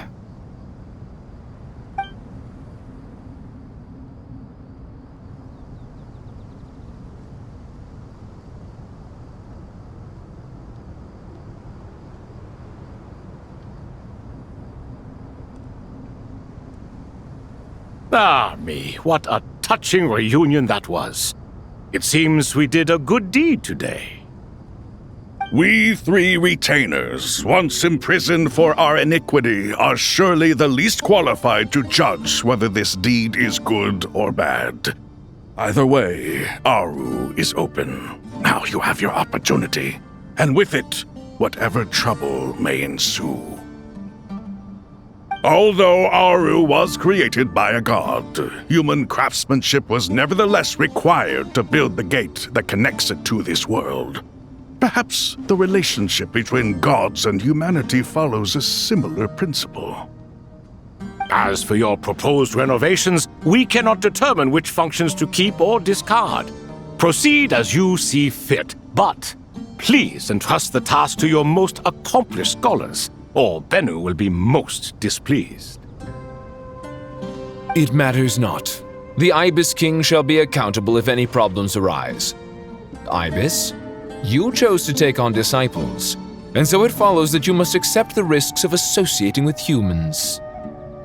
If I'd known you'd be like this, I would have locked all of you away in Aru, never to leave again for all eternity. All of us? What does this have to do with me? Vilify me no further. Scholars, since you have liberated Aru, allow me to present you with a gift. Using Aru's power, we shall install a defense mechanism at our king's mausoleum. You must be guarded even against Irminsul itself. This shall afford you some convenience. Unseen and unheard, from this moment forth, none may by sight or hearing perceive anything said or done within the mausoleum. Amazing. And all this is achieved just with the power of Aru? With technology from the heavens, the possibilities are endless.